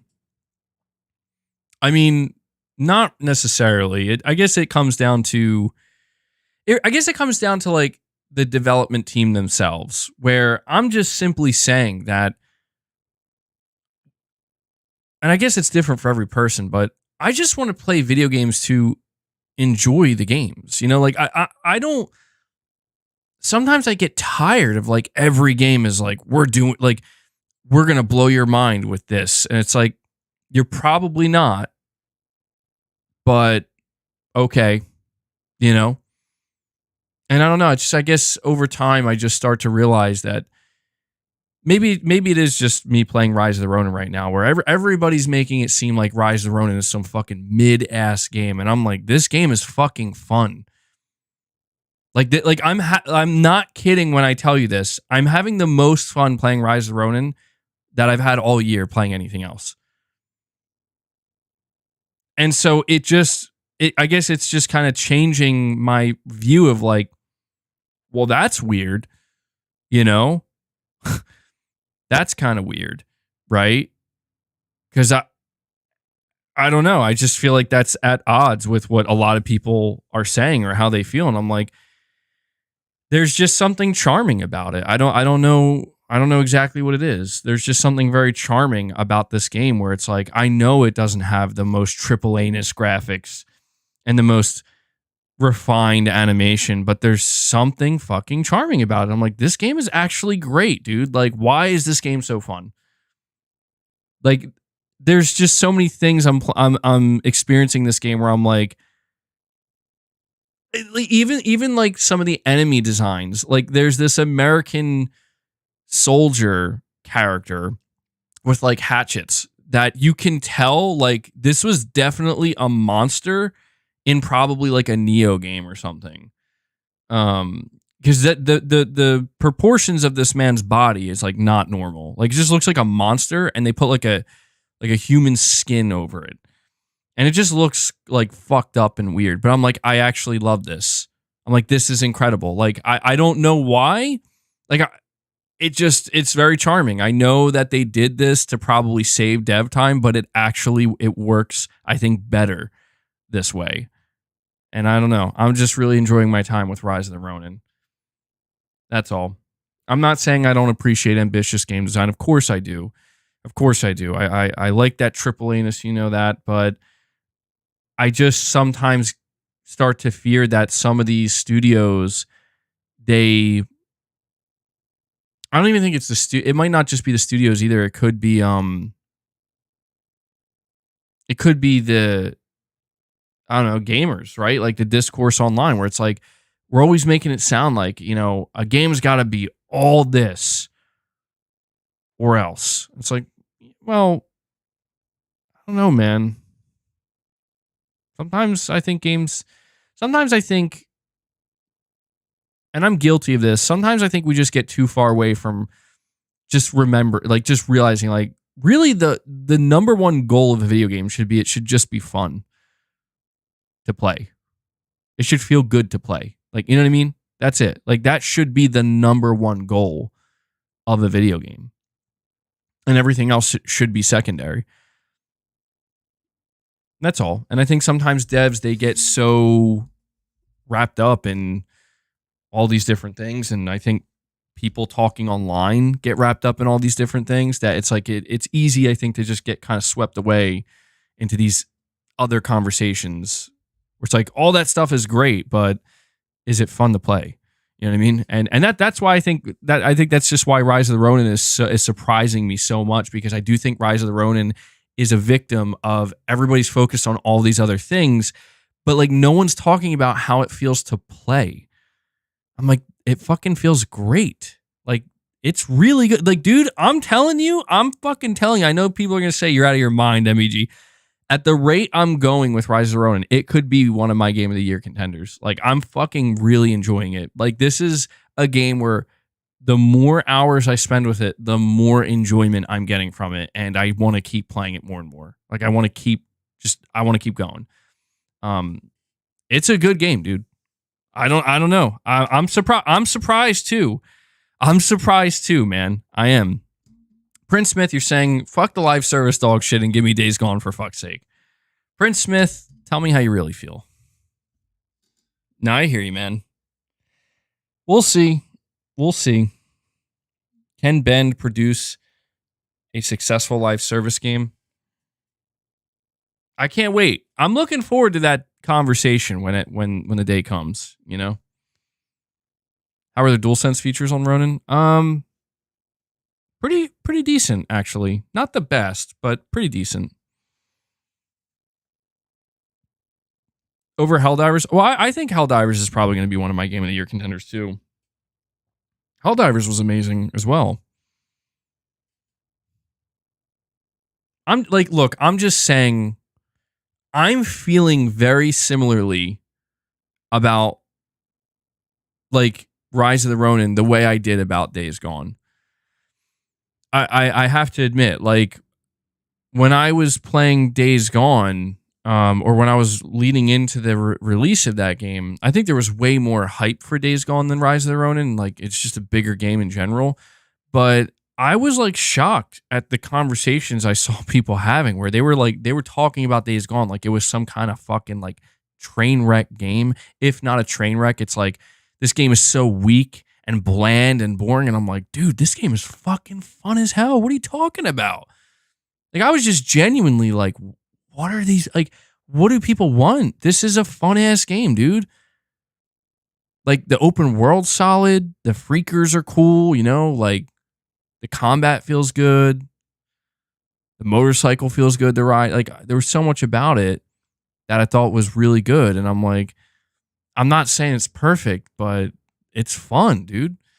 And I feel the exact same way about Rise of the Ronin, where it's like people are being so harsh to this game. And I'm like, dude, this game is like so fucking fun. It's one of the funnest games I've played in a long time, man. And I feel truly, in a way, like kind of disconnected with what I guess the majority of people are saying, where it's like, well, all right. I'm having a good time. MBG, what don't you like about multiplayer gamers? Is there one issue you'd like to be solved? I'm assuming you mean like games, not gamers.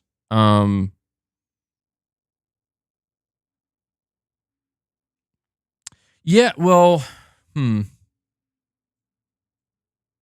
don't know.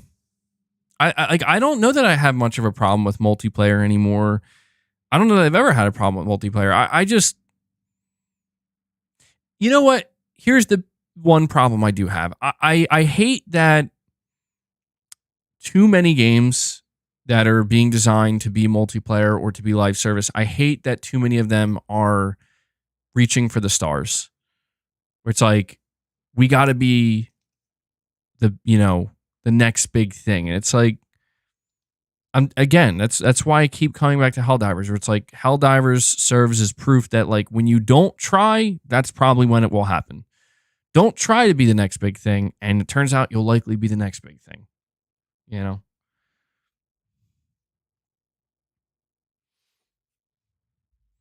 And I just think it's cringe sometimes. Like, again, I don't mind game designers sticking to the basics and doing simple things. Like, hey, we're doing what this game is doing because it works and it's good and people like it, so we're just gonna put that in our game. I'm totally fine with that. I guess it's more like a greed thing, you know. I just don't like how obviously greedy these live service games are positioned to be, because it's like, we can't just be happy making a couple million. We need to make a billion, preferably billions off this one game. And it's like, of course, you need to make billions off of this one game because, I guess why not? If you can do it, why not? I mean, these fucking mobile games, dude, are making billions of dollars. So, saying there's interesting news about Xbox and Microsoft. Is there?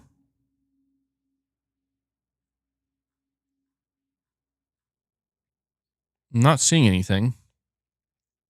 Would you like to share with me what this interesting news is?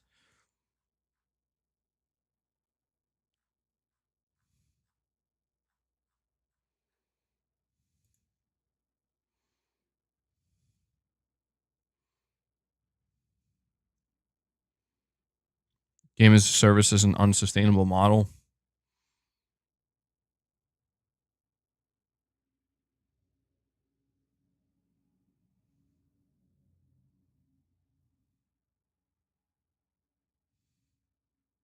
Where's the Hellblade 2 marketing at? Oh, I have no idea. I actually didn't. I haven't thought about Hellblade until just this moment when you mentioned it.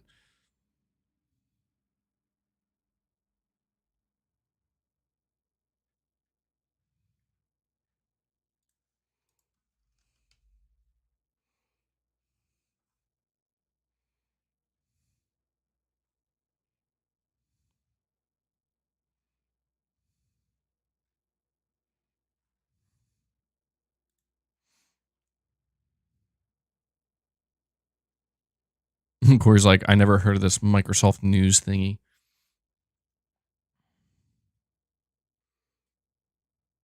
Yeah, the Stellar Blade demo is coming out in a couple days on March 29th. I'm definitely going to play that.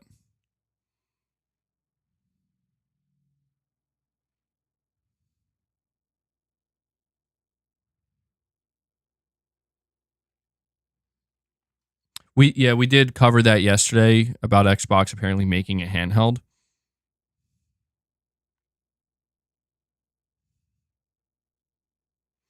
What's my opinion on Rise of the Ronin's bound system? We need more of this in other games. What is the bound system? I'm sure it's something I've interacted with, but I don't actually know the name of it. If you could describe to me what it is, I'll be able to tell you.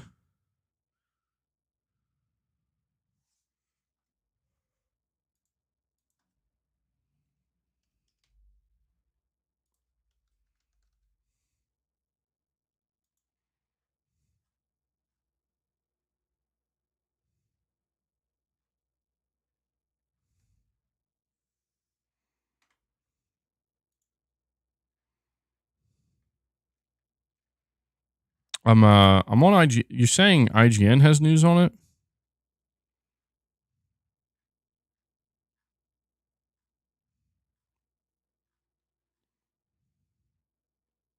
Oh, okay. Yeah. Yeah, they're just talking about the handheld. Man, I feel like there's like no gaming news, man.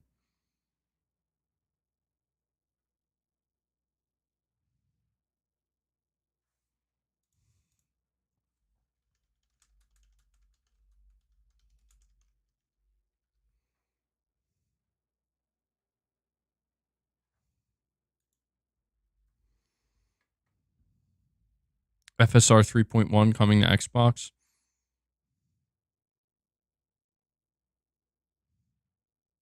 MBG, how do you feel about Xbox having more player engagement than Sony? Apparently, Xbox has more concurrent players playing games. I, I mean, I find that incredibly difficult to believe. I would need to like know where the proof of that is because that sounds not real.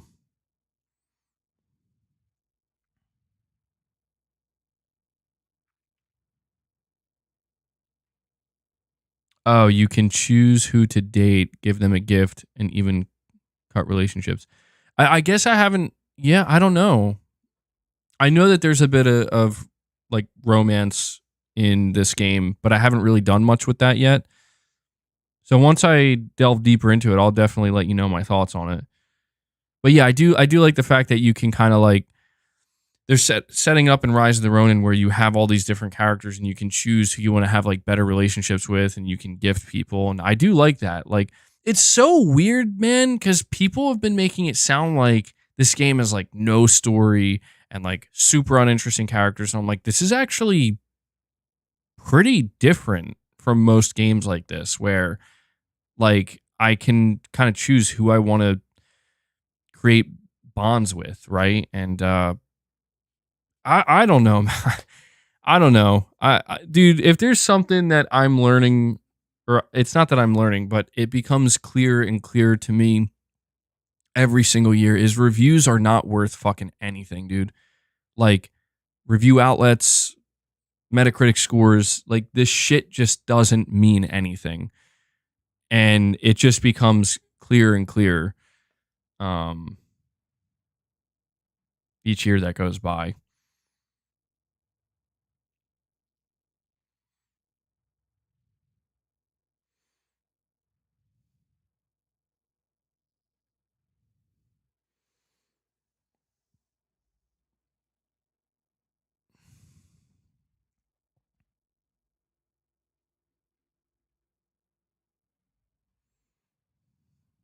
Saying it's PlayStation exclusive hate.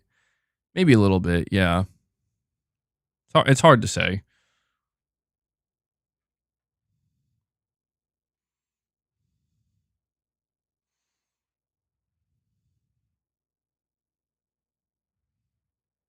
You're saying you learn their fighting style. Is that the bound system you're talking about? I mean, dude, the combat in Rise of the Ronin is really good. I'm still learning it a bit. Like I feel like I have most of it down, but it's really satisfying. Sounds like the Xbox tax guys.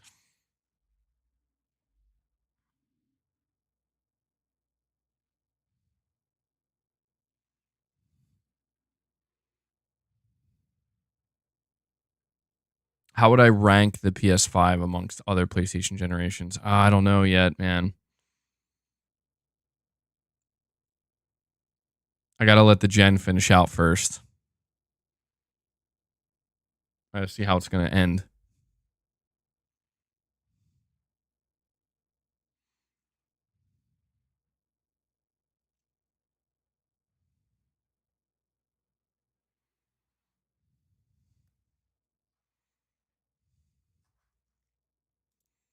Let me see here.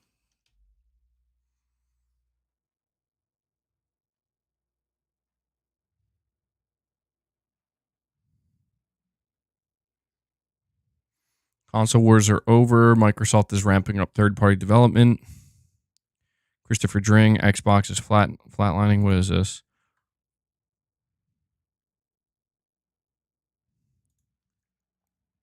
With Xbox, I've heard from a very prominent company and one not so prominent that Xbox's performance in Europe is flatlining.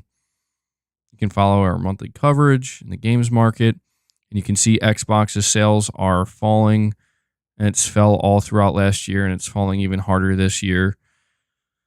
The major company released a big game last year, said that released a big game last year, said they don't know why they bother supporting it. We've mentioned in a previous podcast that retailers are considering or have begun cutting back Xbox stock on their shelves, hardware, and games. And now they've got third-party publishers going. We're putting a lot of effort into creating an Xbox Series S and X version of a game where, to be honest with you, the market for us is PC and PS5.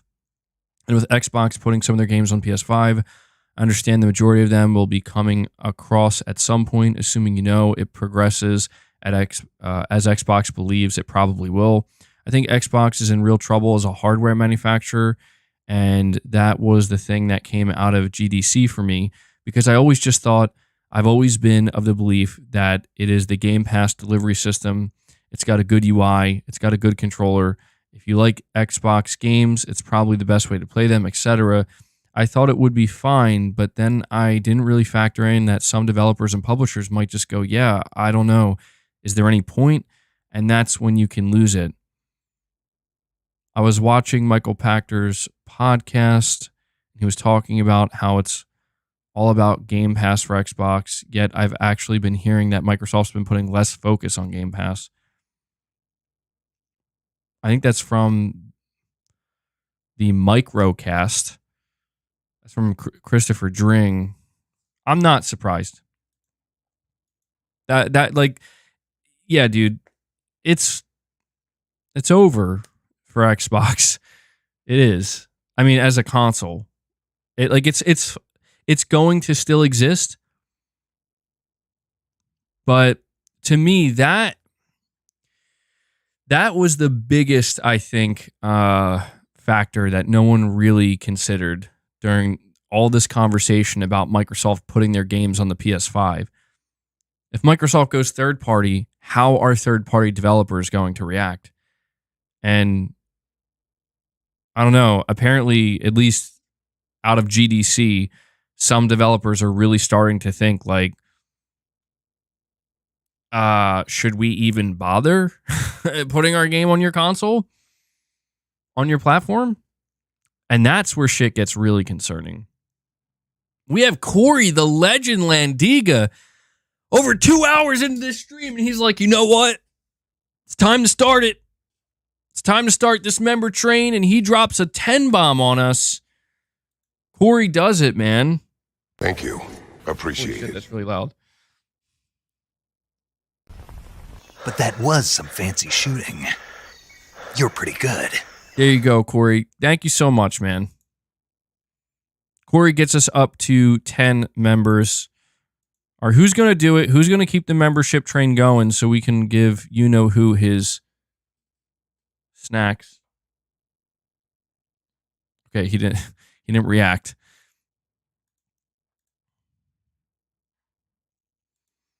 Come on, guys. Don't you know I have a cat to feed? Appreciate it, Corey. Thank you for that, bud. But yeah, man, I mean, to me, that's where the Xbox brand truly ends up as a hardware manufacturer collapsing is if more devs start to decide they're just going to forego an Xbox version and skip it and not bother optimizing and developing for a Series X or S version, then yeah, man, I think that's when it becomes obvious that, all right, you're not really walking a line anymore. It's just this is the way it is now.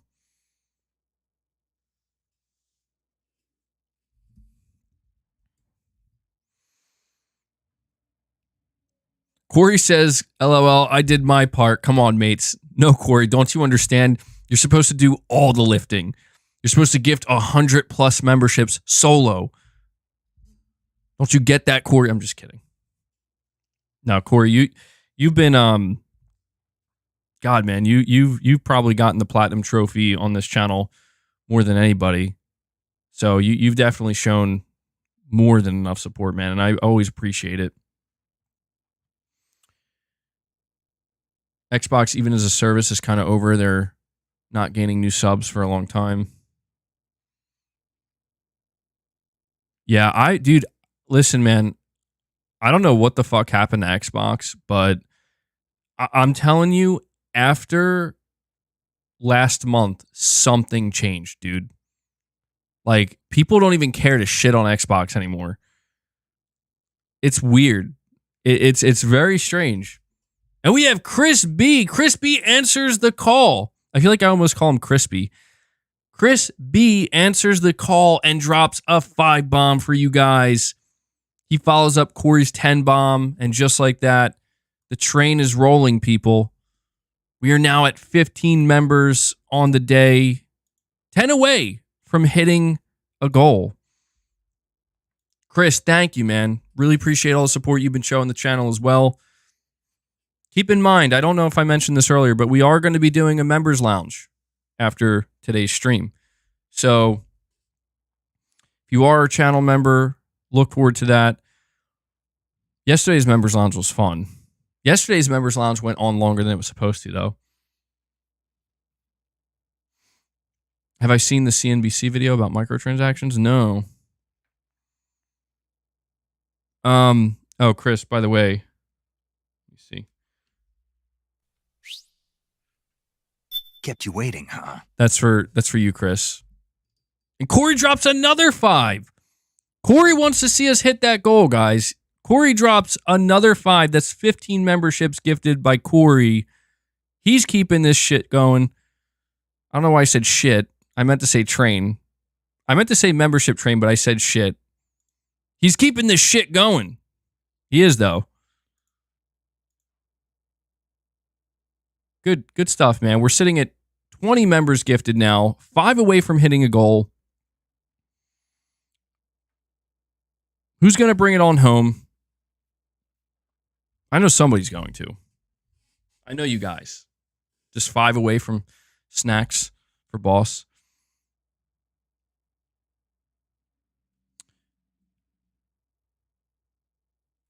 Xbox is going to make so much money going third party to smart move. I agree. They are. But I do think there is going to be a cost associated with it. And I think that cost is obviously like people are not going to buy Xboxes, man. I mean, they're already like not buying them, but I think it's just like they're really going to like I think the cost may end up unfortunately being devs going like, do we even make Xbox versions of games now? You know? Corey says, in the name of the boss. In the name of the boss. Mr. Solid Snake was not expecting that one. Mr. Solid Snake comes in and he does it. He gets us to 25 members. He drops a 5 bomb. I think it's obvious. Kept you waiting, huh? Obvious what soundbite I have to play. Mr. Solid Snake, thank you so much for that, man. Just like that, you guys crushed 25 members. Really can't thank you guys enough for all the support. Sorry if I seem a bit pushy anymore. I'm not trying to be that way. Just we are approaching the end of the month and shit, man. Taking a little bit of time off because of this procedure I had to do definitely it started to make things look a little bit shaky here. I'm like, fuck, dude. This is what I get for not having a Patreon. But I appreciate what you guys do for the channel. Boss will be getting his snacks. Make no mistake. I'm just going to give it a couple minutes to see if he wakes up on his own. Because as soon as I wake him, man, you know how it is. He's not gonna go back to sleep. Herman Holst makes an appearance in the video about the microtransactions. Interesting. I might have to check this out. I don't know. All right, let me update this member goal.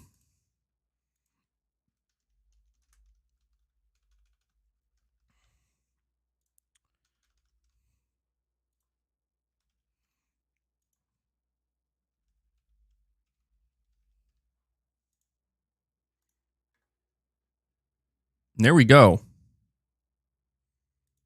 We went from 0 memberships gifted today to crushing 25 like it was nothing. This community's awesome, dude. Thank you. We have Nicodemus, member for 7 months, saying PS5 and PC is honestly all you need. It's pointless to invest in the Xbox brand.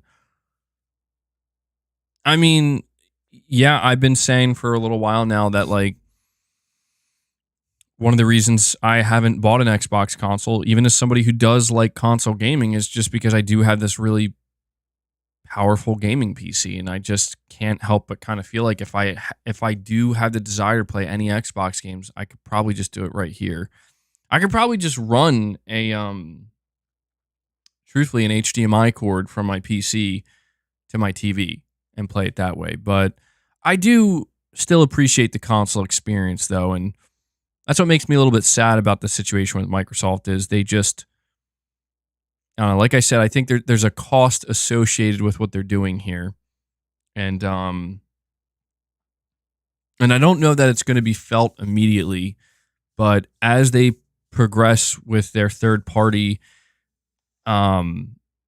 ports, you know, or they go more third-party and they start bringing more PS5 ports, because you have to, dude, more are going to come. Like, dude, look at how well Sea of Thieves alone is doing pre-order-wise on PS5. Like, Microsoft's absolutely going to bring more games. And I'll be mostly interested not in the reactions from people, because you already know what the reactions are going to be. I'm mostly interested in just seeing, like, how do third-party publishers and game developers react to Microsoft doing that? I think what we just read is pretty telling and unfortunate. Like, dude, if I was an Xbox player, I would feel so shitty about this. Not about Microsoft going third-party.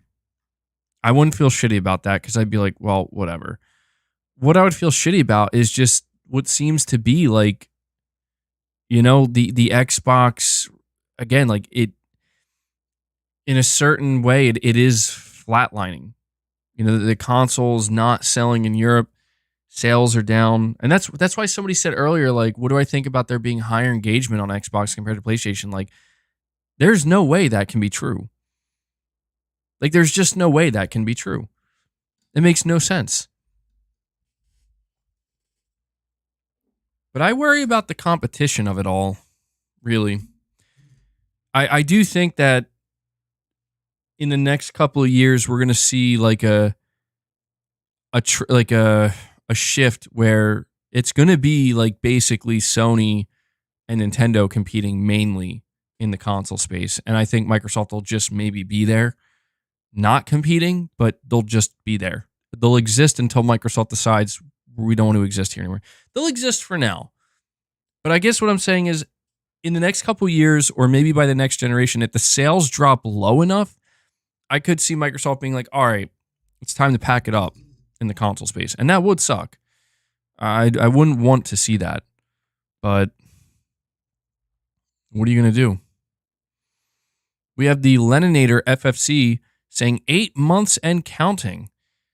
Thank you for that, man. I appreciate you being a member for 8 months. And yeah, when it comes to the membership stuff, man, this is a question for my member gifters, I guess.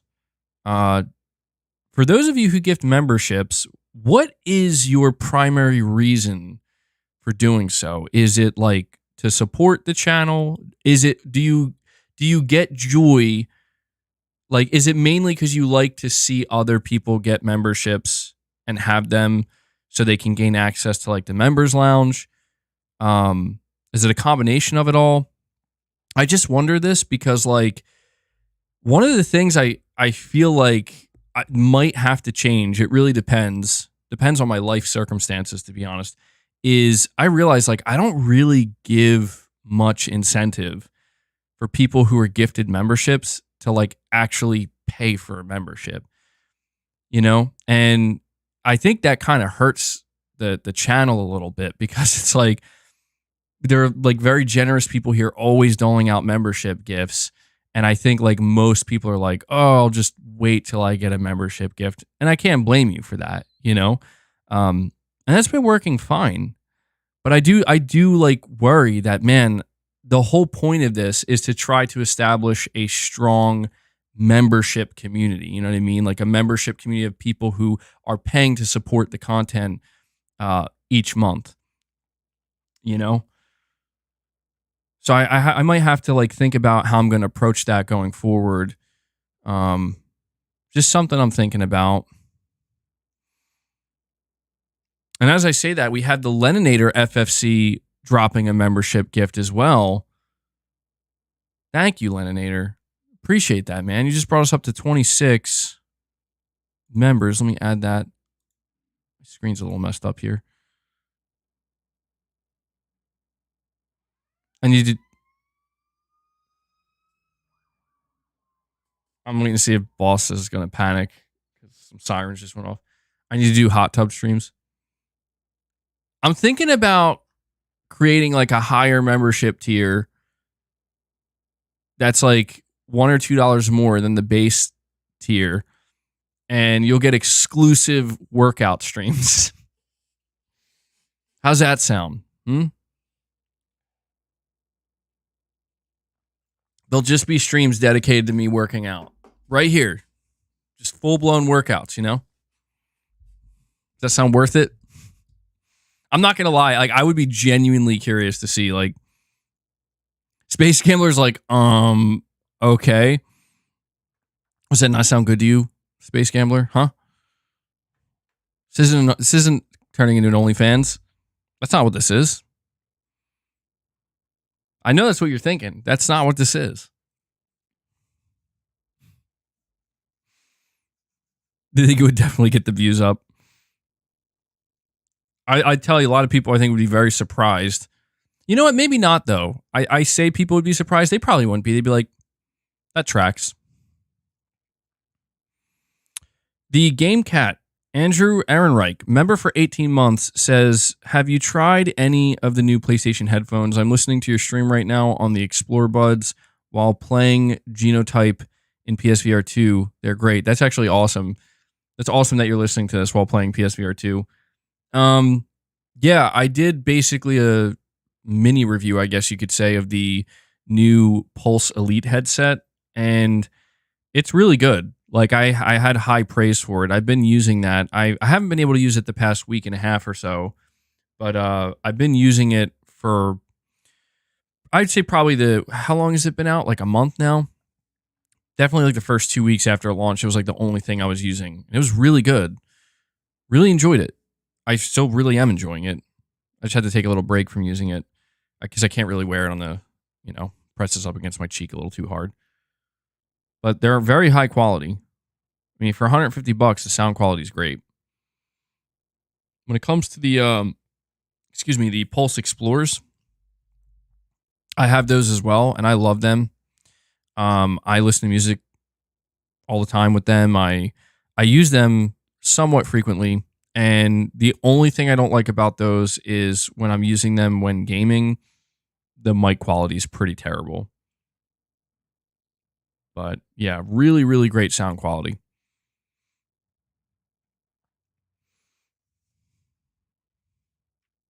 We have to expand the outdoor workouts. That does sound quite nice, actually. But yeah, I don't know, man. I have to move my setup outside. Be a fucking nightmare. Probably get attacked by bees and shit. With my luck. Perhaps the time has come to get MBG Jr. working out. Dude. He I feel like I said this. Maybe I didn't though, but he was picking up the mini weights. Mrs. MBG has these like small, like I think it's 2, 3, and 5 pound weights, and he was like picking them up, and he's like doing what I'm doing. I'm like, damn. I'm telling you, man, he's naturally athletic. So I think when little MBG gets older, he's gonna be into. I imagine he'll be in the sports but I could see him eventually as he, when he's older, getting into like weightlifting and stuff. Definitely. He definitely has good genes there. I'm not saying that. I'm not even saying they're like my genes. I'm just saying he's built pretty well. He's going to be naturally buff. All he's going to have to do is look at the iron, and his muscles are going to grow.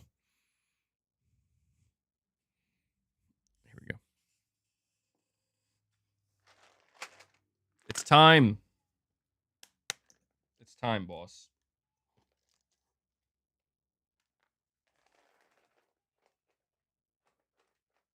There you go.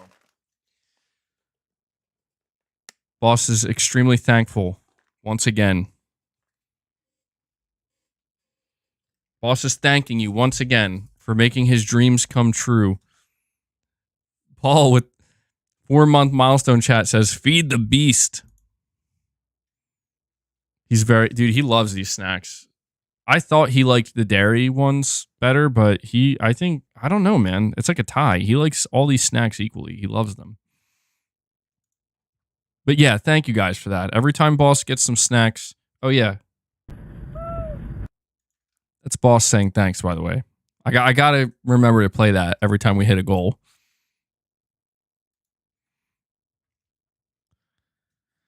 Damn, that's a mound.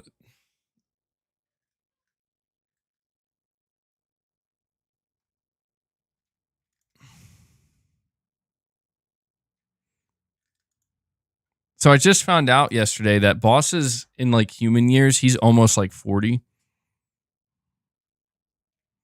It's pretty funny. It's pretty funny to think. You okay there, man? Pace yourself, Boss. Pace yourself. Don't make yourself sick.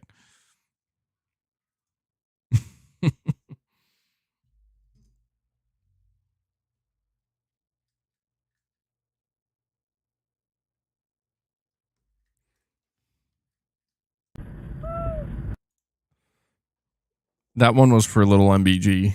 Little MBG requested the Boss clip again.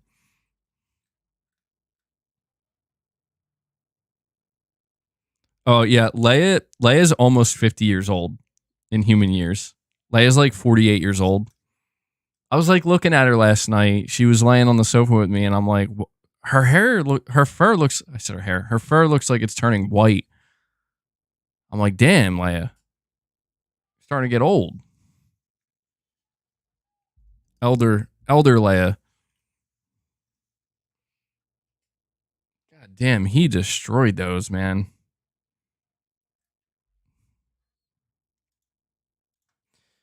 All right, let's see. Where are we at time-wise with this stream? How long has it been? We are 2 hours and 22 minutes. Okay, so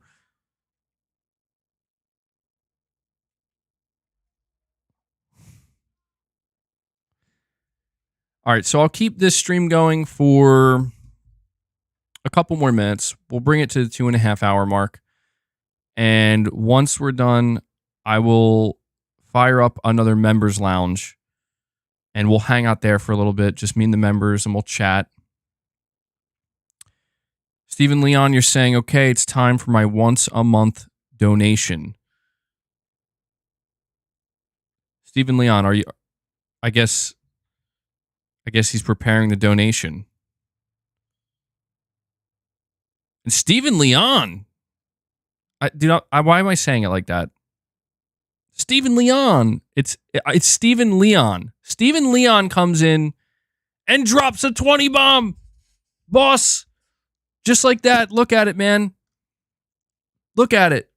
Stephen comes in and says, here's my once a month donation. And he drops a 20 bomb onto the community.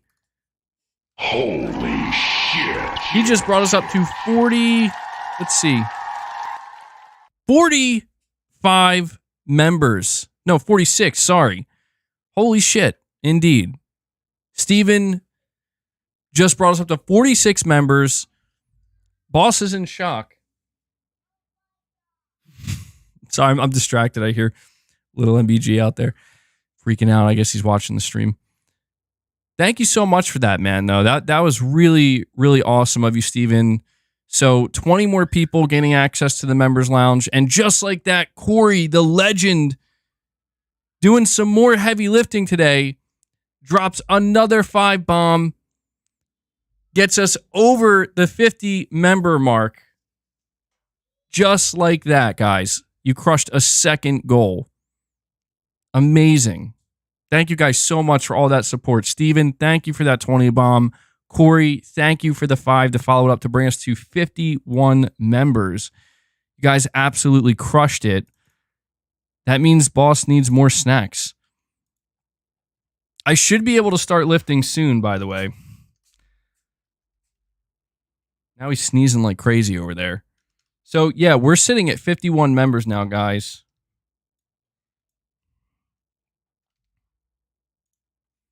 Let me update this so you can see where we're at.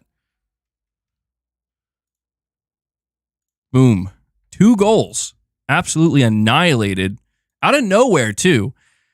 Just want to say, you guys, we went from, in the last 25 minutes, from 0 members gifted to now sitting at over 51. You guys are incredible. Thank you for that type of support, man. It means everything. I love being able to run this channel and do these streams and have these conversations with you guys and grow this community. And I know that there's so many people that are thankful to receive these membership gifts to be able to engage with the community on a deeper level, specifically in the members lounge. So thank you for making all of it possible. Grab the iron for boss. Guys, hold on.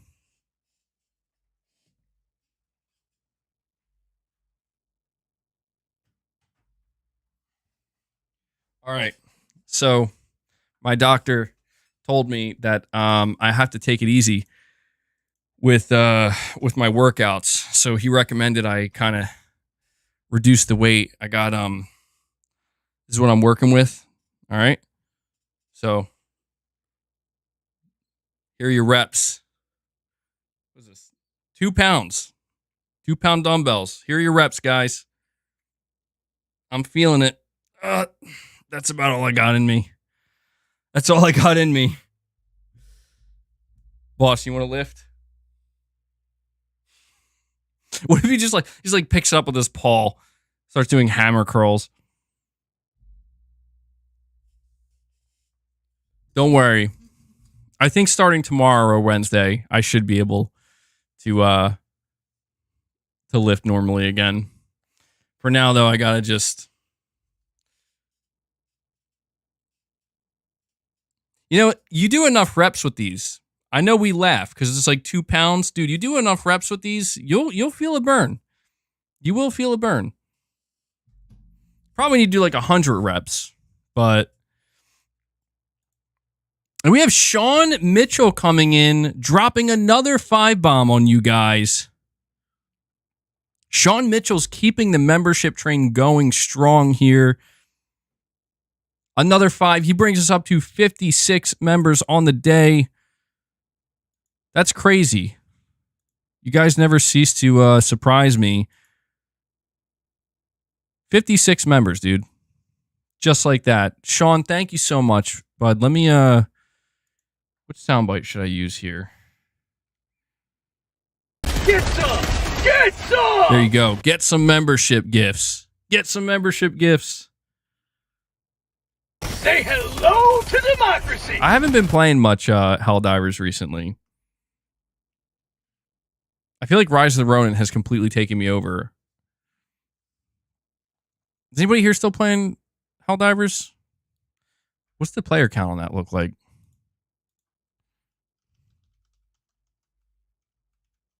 Let me see.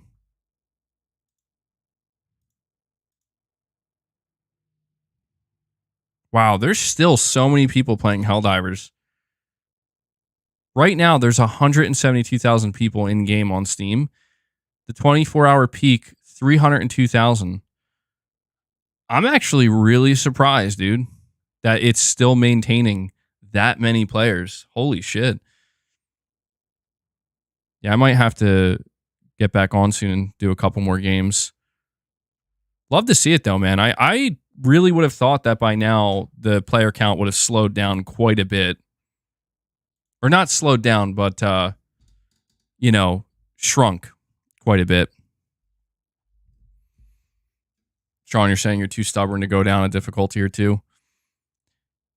Yeah, I really haven't played it too much since the last major update because I was struggling with it, man. I kind of got re-addicted to Dead by Daylight. Not like addicted, but I've been playing Dead by Daylight again, mainly as killer. I've still been doing a couple rounds at night as survivor, but I started playing killer again, and I can't deny I have too much fun playing Dead by Daylight as a killer. I don't know what it is. It feels like so satisfying to just destroy survivors, but I do got to get some more Helldivers rounds in. Have I finished with Rebirth? No, dude, that's the thing is Rebirth, it's taken a bit of a backseat, unfortunately. I mean, I'm going to beat it at some point. I was afraid that this was going to happen. I knew I wasn't going to be able to beat Rebirth in time. And I think I'm on like chapter 7 or 8. And now I'm in Rise of the Ronin, and I'm Rise of the Ronin is really capturing me. I do want to play more Helldivers, but yeah, I'll have to balance it out. For now, I'm playing Rise of the Ronin. I'm going to have to try to get back to FF7 though, so I can beat it. I think I've accepted that I'm not going to do all of the content in Final Fantasy VII Remake. I'm certainly not going to platinum it. My goal with Remake is to just complete it at this point. Rise of the Ronin members stream, we could maybe do that soon. Not today, because I don't have any of my stuff set up. But we could maybe do that this week sometime. Like a little celebration stream. Maybe I should set like a goal, like a member goal. If we hit like a certain amount of members, not today, but in an upcoming stream. If we like hit collectively like that member goal, I could do like a bonus gameplay stream maybe.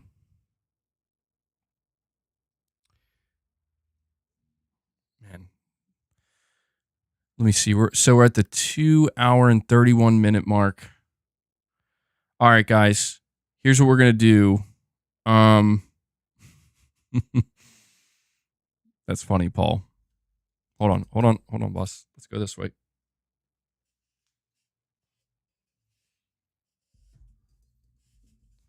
Jeez. I thought he left some snacks on his All right. Here's what we're going to do. Real quick, B Flesh, you're saying, am I enjoying Rebirth less than Remake? I don't know. I feel like it's the timing of it, potentially. I mean, Rebirth, I'm noticing that some of the content, I won't lie to you, some of the content in Rebirth feels like it is a bit filler and padding. Like, I didn't play the original, but even I can kind of tell sometimes, like, all right, I think they're kind of stretching some stuff out here a little bit. It's not necessarily bad, but I do, like, my only real criticism right now of Rebirth is the pacing of it feels a little bit off, at least compared to the first one. But, I'll see if that changes or not. It's not a deal breaker or anything like that, but the pacing is a little bit off.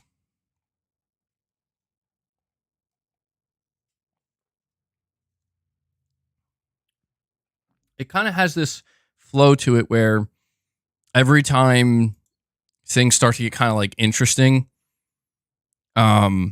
story-wise, I'm like, okay, oh shit, here we go. And it's like, all right, now we're gonna, it feels like there's kind of like just an in-between segment of like, all right, now you got to do a bunch of stuff here that's not really related to the main story, but you got to go through it anyway to get to the main story. To be honest, I feel like the biggest disconnect right now for me with Rebirth and FF7 Remake is the more I play Rebirth, the more I realize I just wish it was a linear game overall. And it didn't. I don't mind that it's open world, and I think it's fine. But I realize like my main interest is in the story and in the characters and seeing what happens. And I just feel like the open world, I don't know. Maybe it just wasn't totally necessary. But we'll see. I gotta, see it to the end. Saying chapter 9 is the best so far. Holy shit, you're 180 hours in. That's a lot. Saying these bigger games are becoming more and more overwhelming. It's tough, man, because it's like, the only reason it feels a little bit overwhelming in Rebirth is just for the fact that, like, man, I just want to I just want to know what happens, with the characters in the story. And it's like my desire to want to know that becomes so urgent that it's like, it almost starts to feel like any other content that they try to put in front of me. I'm like, get this shit out of the way. I need to get to the good stuff here. I need to know what happens next. Josh Z with a $10 super chat says, I would say it's best to focus on other games you want to play before getting back to Rebirth. The second half of the game is not the sort of thing to duck in and out of. Interesting. Yeah, it sounds like I might be close to, I think there's 14 total chapters. I think I'm on chapter 7. I have to double check. I'm on chapter 6, 7, or 8. And it's, yeah, I mean, I'm really curious to kind of see,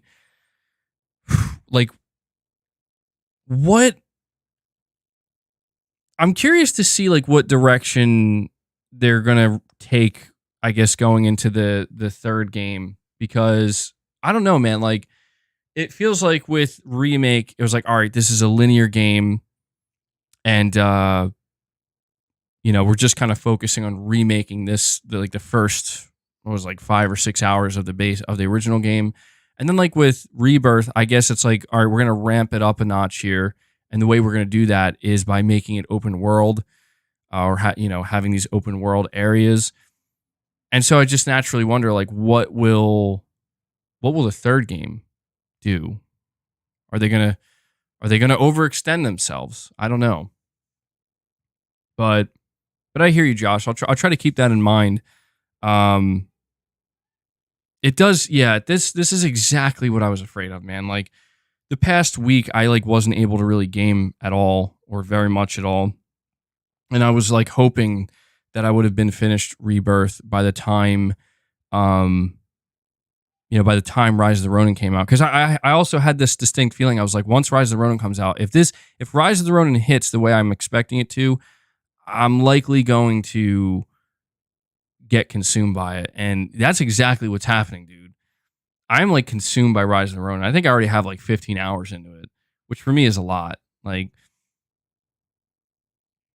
yeah, I don't want to I don't want Rebirth to end up becoming a situation where it's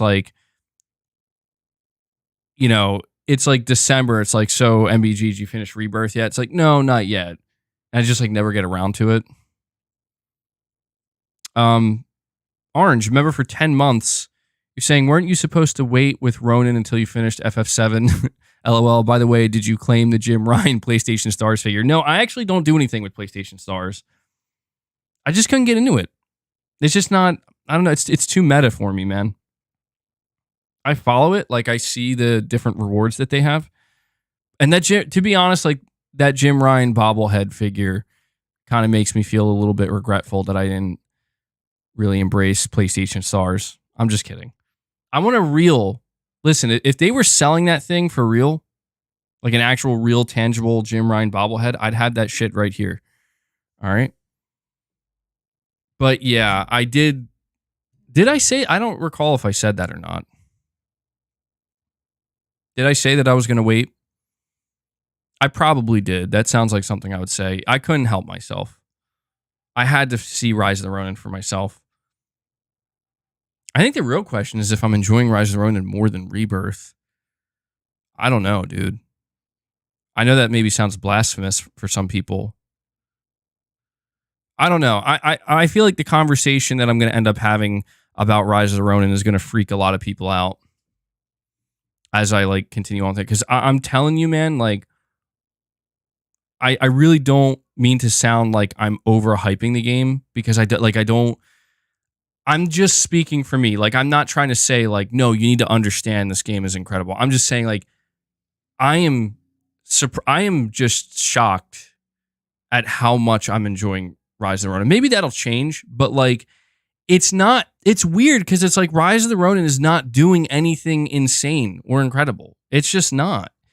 It's almost like the game is delighting me in its ability to just simply allow me to just enjoy the game and it's not like trying to do anything to wow me. You know what I mean? It's just like, here are the characters, here's the story, here's the combat, here's the open world design, here's the stuff. You're going to pet cats.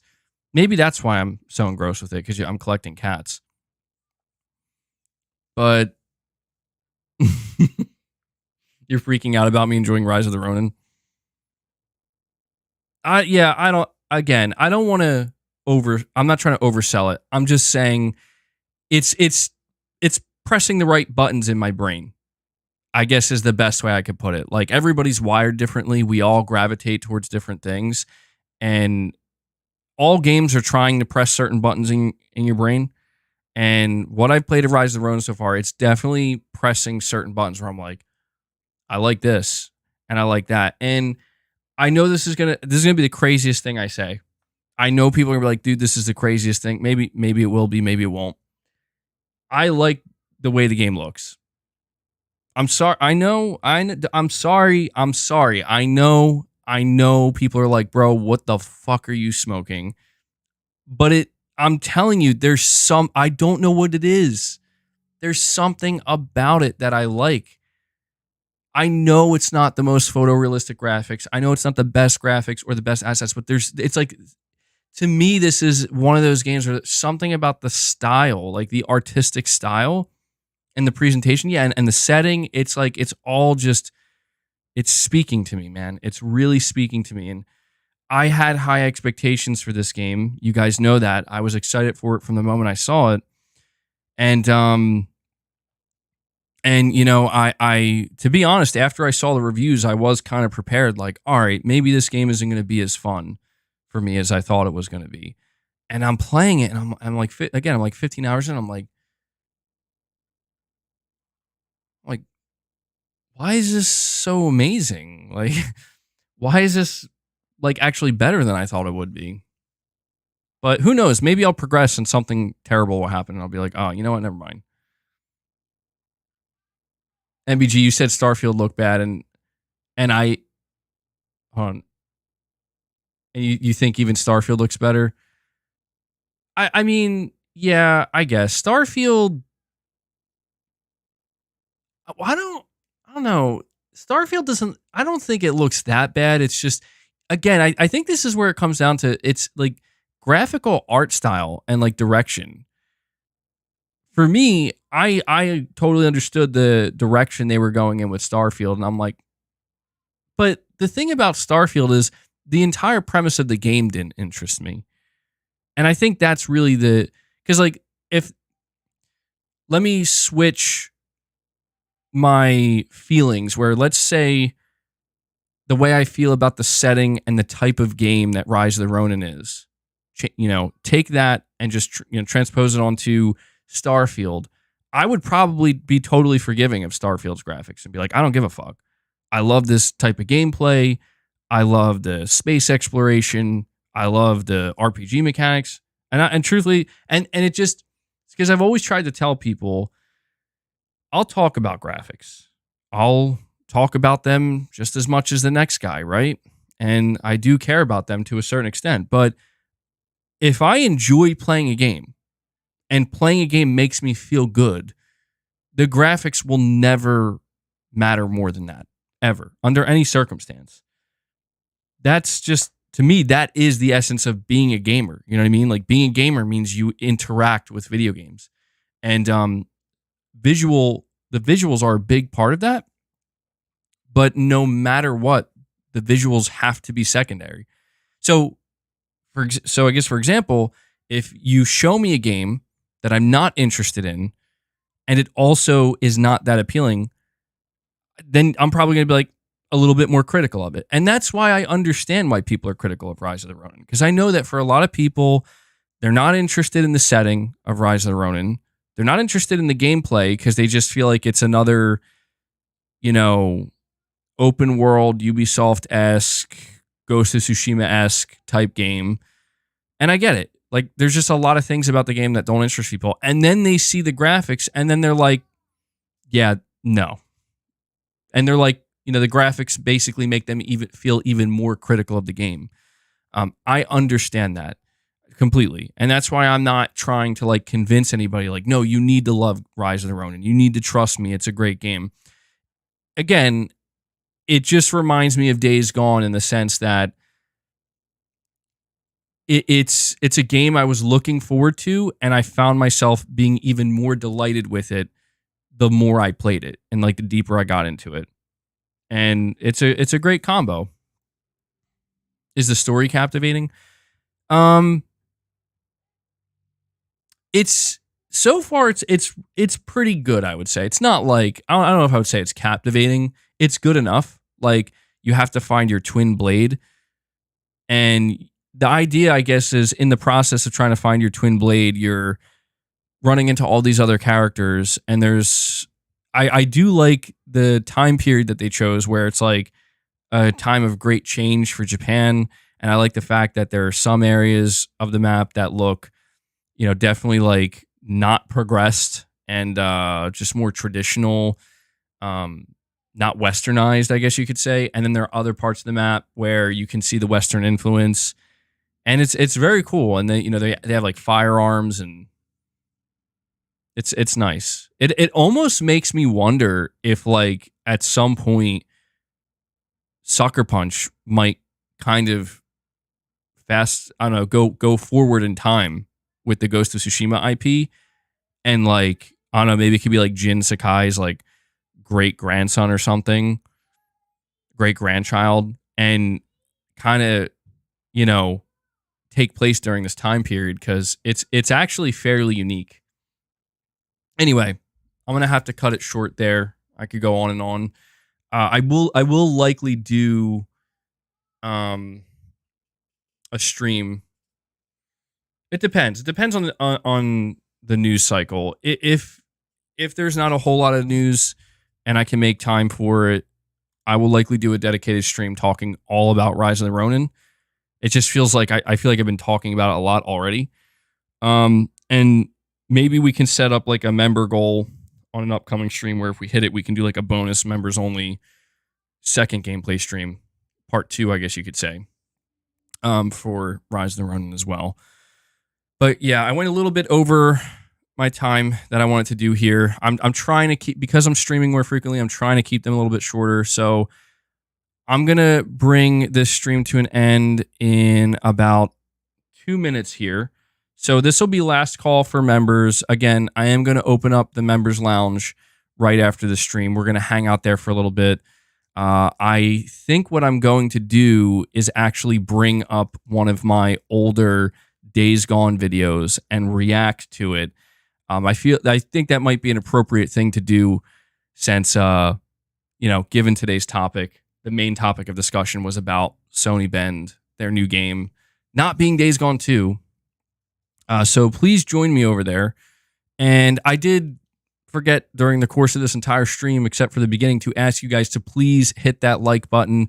We still have 240 people here hanging out. If everybody were to contribute and hit that like button, we could easily crush 200 likes. Let's see if we can do it. Can we get to 225 likes? I don't know. I don't know if we'll be able to. I believe in you guys. If you want to help the stream out, helps with the algorithm. Let's see. I got about a minute and a half here.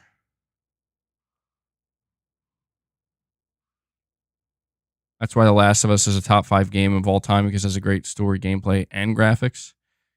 Yeah, I mean, I agree. I think The Last of Us gameplay is awesome. I mean, obviously, the story, at least for the first one, for me, graphics incredible. Am I going to play the Stellar Blade demo? Yes. Yes, I am. All right, guys, we're almost there. We're on the cusp of 200 likes. We going to do it? We can do it. I know we can. I believe in you guys. I believe in you.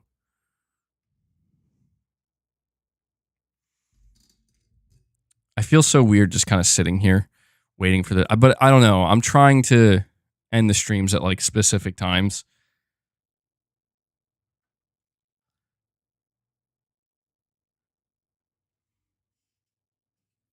I'm curious to see this older video I made though of Days Gone. It's been a long time.